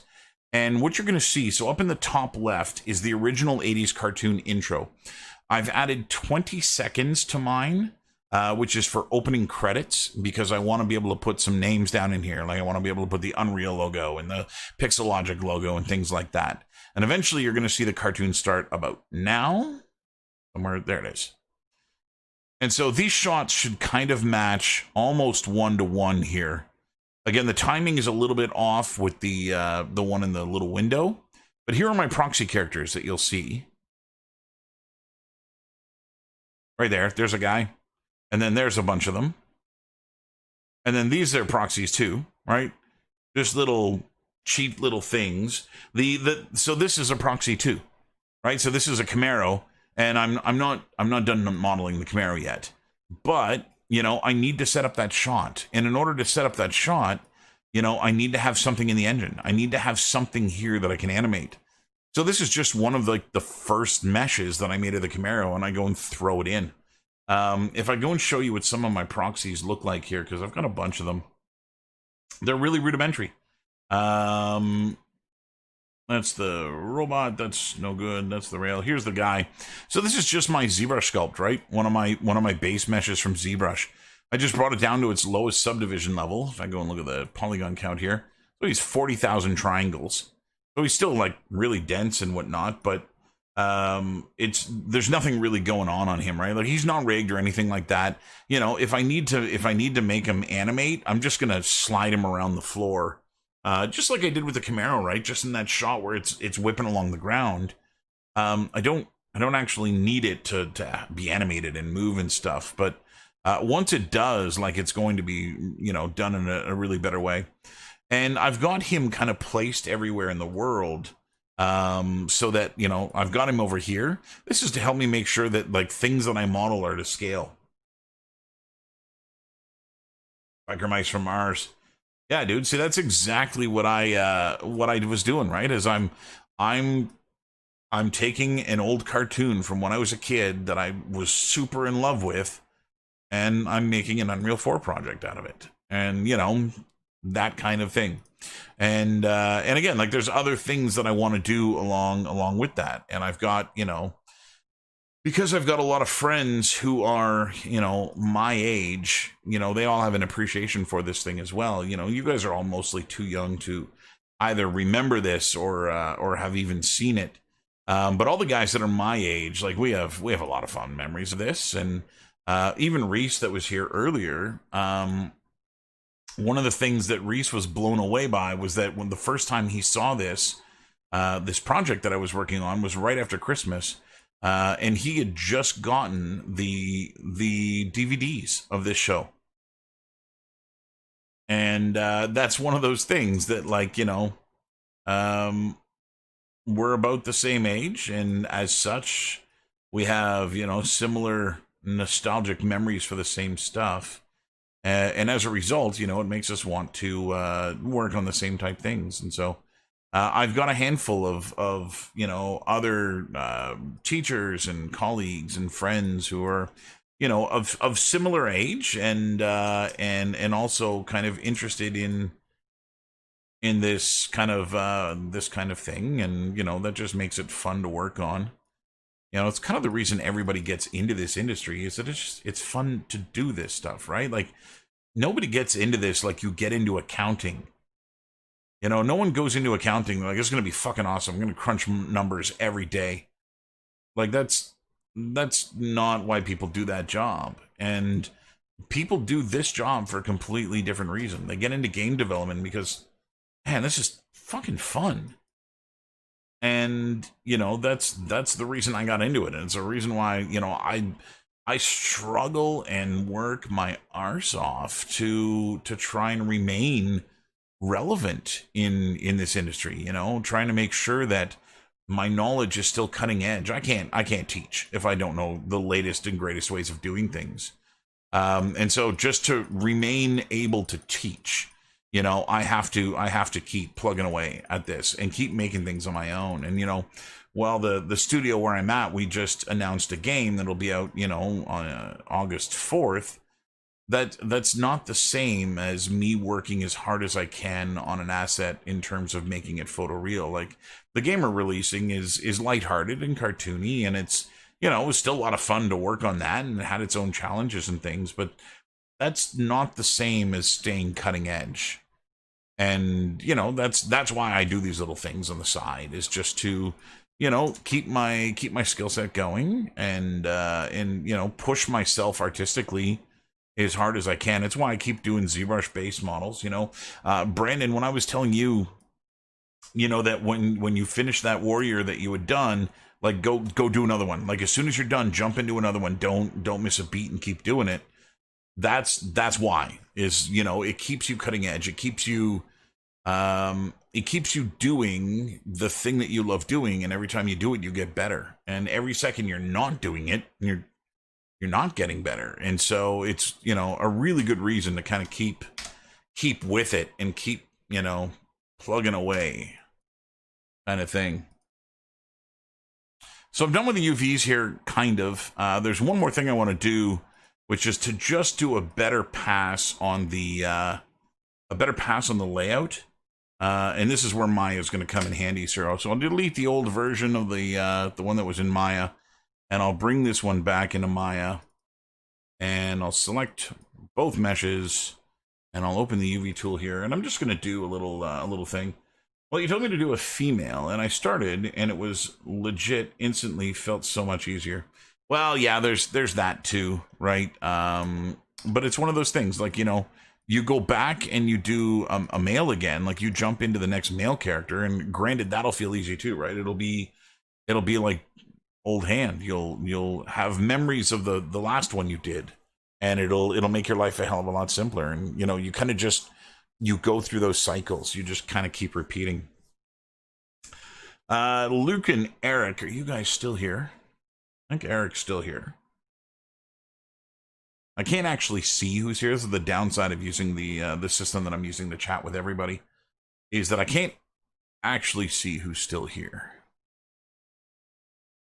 So we were talking about soldiers and how I made you guys do soldiers, and how I got away from that after your class. So one of the things that I ran into problems with after your class was that the school wanted to put a lot of stuff on display, right? They want an end of year show off what students have been working on. And all of the concept art that I'd given you guys, like all the soldiers were white guys.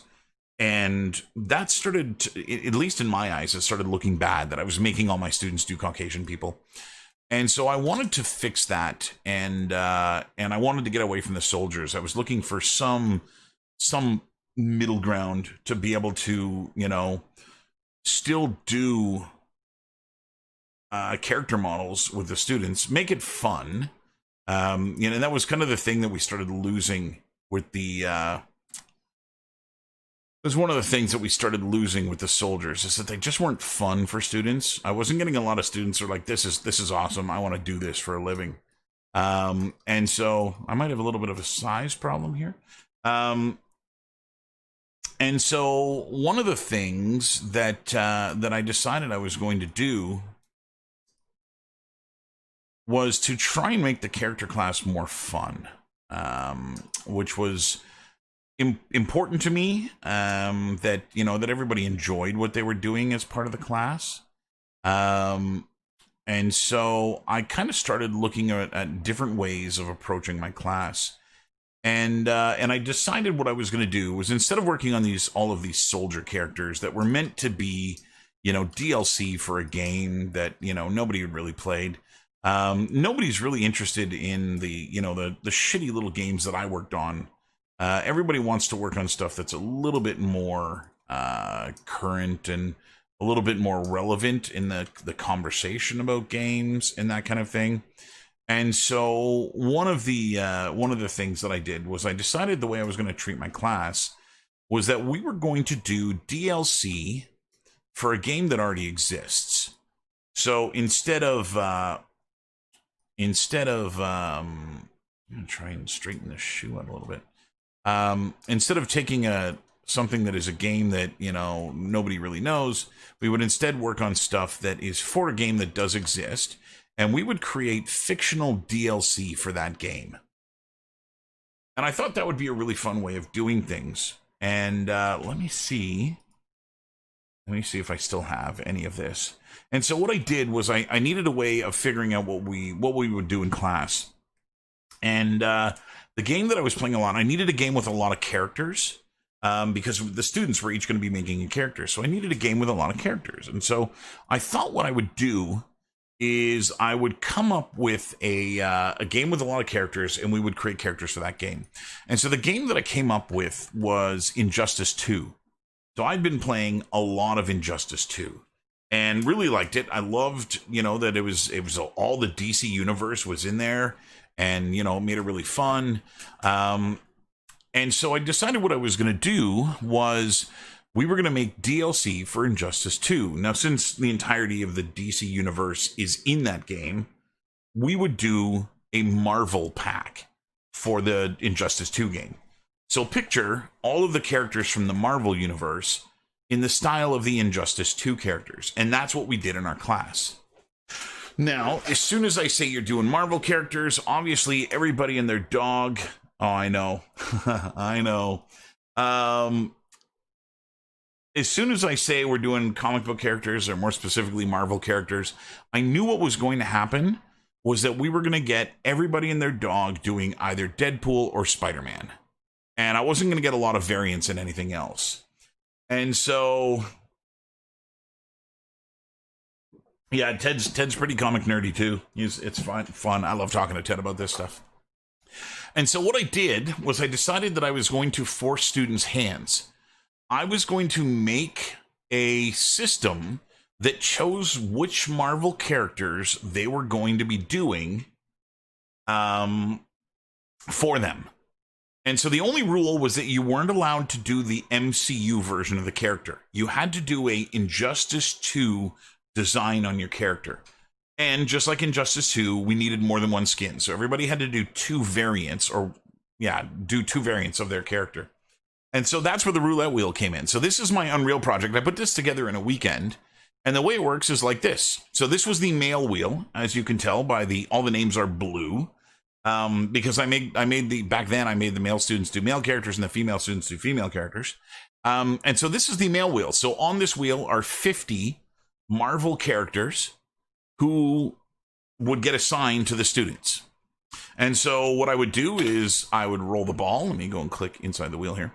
I would roll the ball. So there goes the little ball, and it goes and tinkles down, and perplunk, and there you have it. So it went and fell in Moon Knight.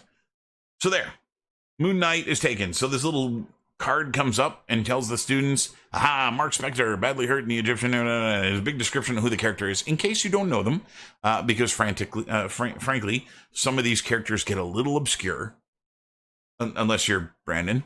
And so that's what I did. And then we could close that, and the next person, actually, here, let me roll another one to show you.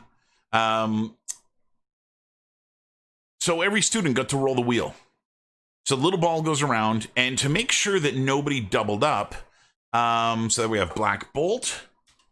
And you'll notice now, if you look at the wheel, Black Bolt's door is closed. So a little hinge swung out with a lid on it, with a little red X on it. And so that door cannot be scored again. And so the next player to go would spin the wheel, and the one thing for certain is that this character or this student is not getting Black Bolt.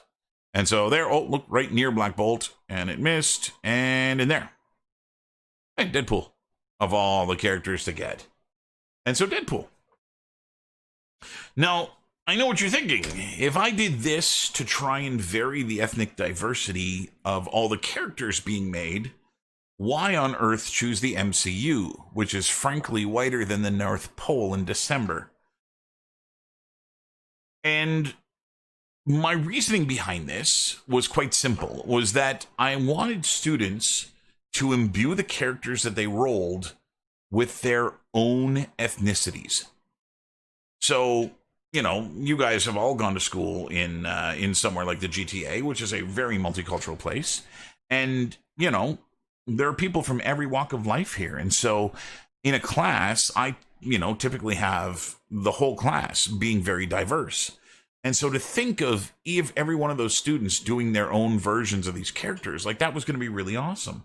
I had a young Sikh student who got Iron Fist. And man, like the thought of Iron Fist with that cloth mask wrapped around his face that then just like turns into his turban. Oh man, like that is such a cooler version of the character than a white guy from New York. And so that was my goal, was to do that. And of all the characters in 2 sections that I had at George Brown, a single student altered the ethnicity of their character. A single student. It's worse than that, though, because that single student who changed the ethnicity of their character was a Caucasian student who rolled Camilla Khan, the only Muslim character in Marvel. And she's like, yeah, I'm going to do Carol Danvers instead. I was like, I didn't think it was possible, but you guys made the Marvel Cinematic Universe whiter. What the ever-loving shit. And so anyway, so the year after I did the Injustice 2 characters, I needed another game. I needed something else to do, because that obviously was not going to work. That was not going to cut it. And so I ended up doing something else, which was cool. Which was I started looking for another game. I started looking for something else that I could use in terms of a game to play with the students that would assign them characters that it would be fun to work on these characters, and that I wouldn't have to worry about ethnicity. That I could actually make it like just part of the game. And as soon as I started thinking about it, it became very obvious what I should be doing, what kind of game I should be going in here into to do this. And if you think about it for a couple of seconds, the game should become obvious to you too. So I found a game that is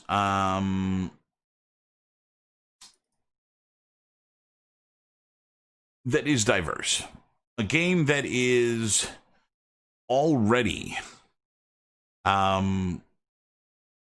set up to be multicultural. And as a result, that made it super easy for me to go in and choose that, you know, okay, that's what we're going to do. And I'll show you what this is. I actually got to download this because it's still online. I haven't actually put it on my new computer. Oh, don't scan for viruses, just download. And so I'm downloading this. This is another project. Monica Rambeau would have been fantastic. The rumor is that she's in the next one, as Photon. That she's in Captain Marvel 2. We'll see how that goes, though. So here is here's the project, the next one that I made. So Brandon, you saw right away that the first one was called Roulette. This one's called Gumball. And the reason for that is that it actually started off as Gumball. She's the little kid in the first one, but I mean, she's actually going to have powers in the costume in the second one.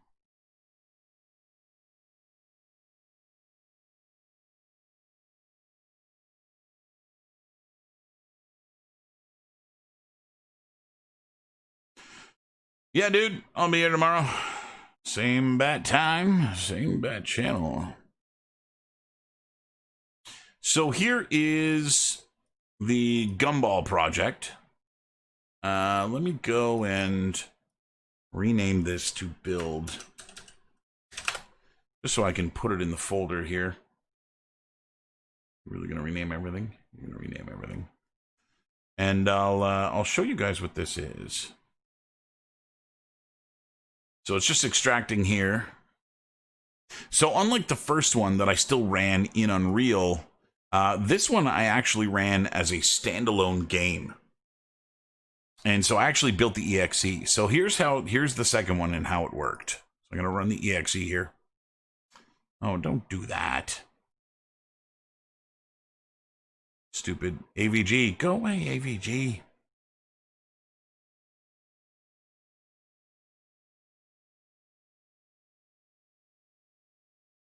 So there is Overwatch, which again kind of fix the problem. Oh, I hate you, AVG. It's not bad. It's my own frickin' bastards. So this fixed the problem of doing any kind of ethnicity, right? Overwatch is a game that is about ethnicity. And so the way that I built this one is that you get a Plinko board. And over down at the bottom of the screen, you can see there are 5 monitors that are randomly cycling through the flags of various nations who were, at the time, were not included in Overwatch. They've since added a couple of them. On the right-hand side of the Plinko board, you can see a pneumatic arm and a loot crate that is full of coins. And what's going to happen is that when you hit the space bar, the pneumatic arm grabs a coin, goes up to the top of the Plinko board, and will deposit the coin into the board, where it will Plinko its way down and finally find itself hitting one of those 5 monitors. Now, when it does tag one of those monitors, the monitor will freeze on whatever flag is currently there, thus locking in what nation your character is from. The coins each have one of the original 4 classes on them: defense, offense, support, and tank. And that will tell you what class your character is going to be. And then finally, you're going to get randomly assigned a gender for your character. So I'll hit spacebar here and show you how this works. Camera moves over, grabs a coin, puts it in the machine, and there we go. Aha! So we've got a tank. What is that? Somalia? Male tank from Somalia. So it looks in on this screen here for a second as we see what the result is. And when that's done, the camera pulls away and we're ready for the next student to go. Now, the goal here was actually to use my my laser pointer to affect this. And I've actually got it in the game that the laser pointer worked. But I've never actually run this in class with my laser pointer. It never had enough juice. But I can go and fire this off again. And the next student then gets their character. And so that would then assign the next character. New Zealand? Offense from New Zealand. We got male offense from New Zealand. And so you kind of get the gist of how this works. Which, again, was one of those things that really made... looks like I have more than one instance of this here running. It was one of those things that made it very fun to come to class and to work on this stuff. And one of the things that made me realize I was doing this correctly in terms of like showing, you know, having students pick their stuff was that I had students filming it. They're like, dude, can I film this and put it on YouTube? And I was like, by all means, go ahead. And so if the students were filming it to send it to their buddies and stuff like that, I'm like, look what I'm doing in school, fucker. And so that was one of the reasons that I knew it kind of worked. And so I've got yet another one planned for probably for next year. I don't think I'll do it this year. I think I'm going to go Overwatch again. But we'll see how that works out. So anyway, I've got a shoe in here now. And I'm going to go in and do a few things with the shoe. So I'm first going to auto-group it with polygroups here.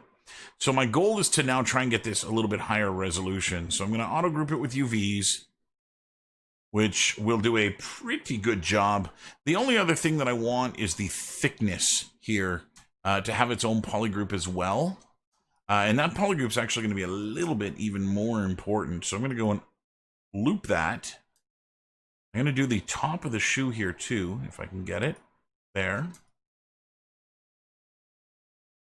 And I think everything else is okay. I don't think I have anything else here that needs to really be worried about. Oh, there's the top of the tongue.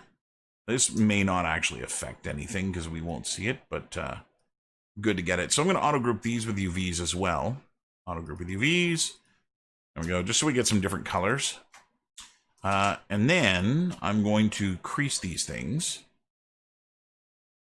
So geometry, and we are going to go to crease, and I'm going to crease polygroup, and we'll just crease for 3 levels. So we'll do 4.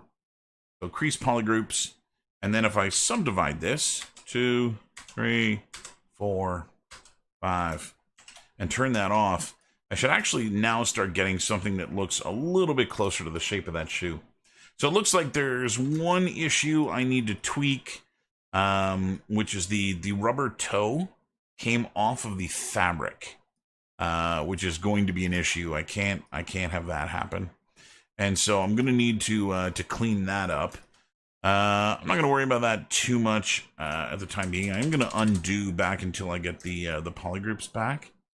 And the other thing that I got to do, I'm going to go to the shoe here, is go to my Z plugins, Subtool Master, and I'm going to mirror this so that, you know, I end up with 2 shoes. Let's do a new tool. The only reason I'm doing a new tool here is that I don't actually want both shoes in the scene. I'm going to use the same texture on both shoes, but I do need both pant legs to hide the shoes. And so what I'm going to do is switch over to the pants and switch down to my lowest subdivision level here and my move brush. And I'm just going to go and start pulling the pants here out until they cover the shoe, which shouldn't actually take too much because they're already kind of in the right shape. Again, there's some back here. Make my brush. I'm trying to keep the brush as large as I can too, so that it doesn't start creating weird pinches in the geo. But there, that now actually looks the way that it was intended to look, with the shoe kind of just sneaking its way, if you will, out from the bottom of the pants. And so we'll do this one here too. Again, I'll make my brush nice and big and just try to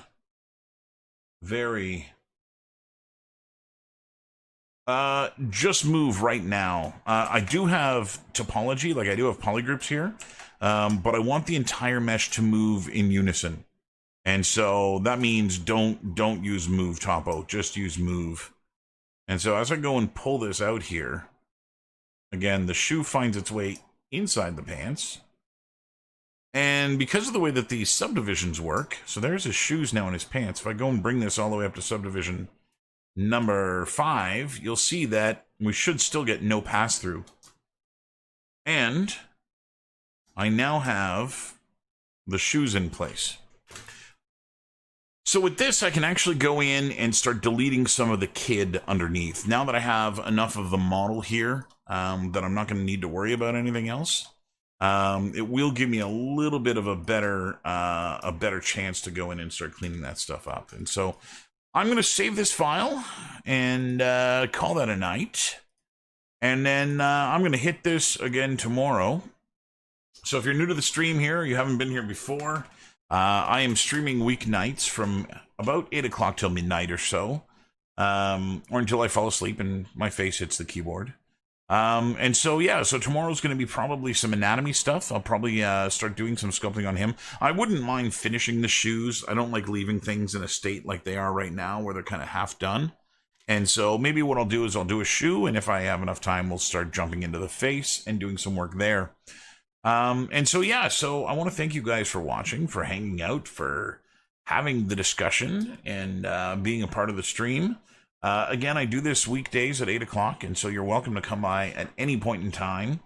If you haven't already, subscribe wherever you're watching. I know that this is being simulcast to both YouTube and Twitch, and so if you're on either one of those, go and have a subscription there so you get notified whenever I drop these videos, and try and like these videos as well. That helps me get a little bit more notoriety here on top of YouTube and Twitch. So the more my videos are liked, the more the algorithms tend to feed them into people's recommendations. And so if you can do that, it would be most appreciated. And then we'll go and do this all again tomorrow. And so until then, thanks for watching, and we'll see you at 8 tomorrow.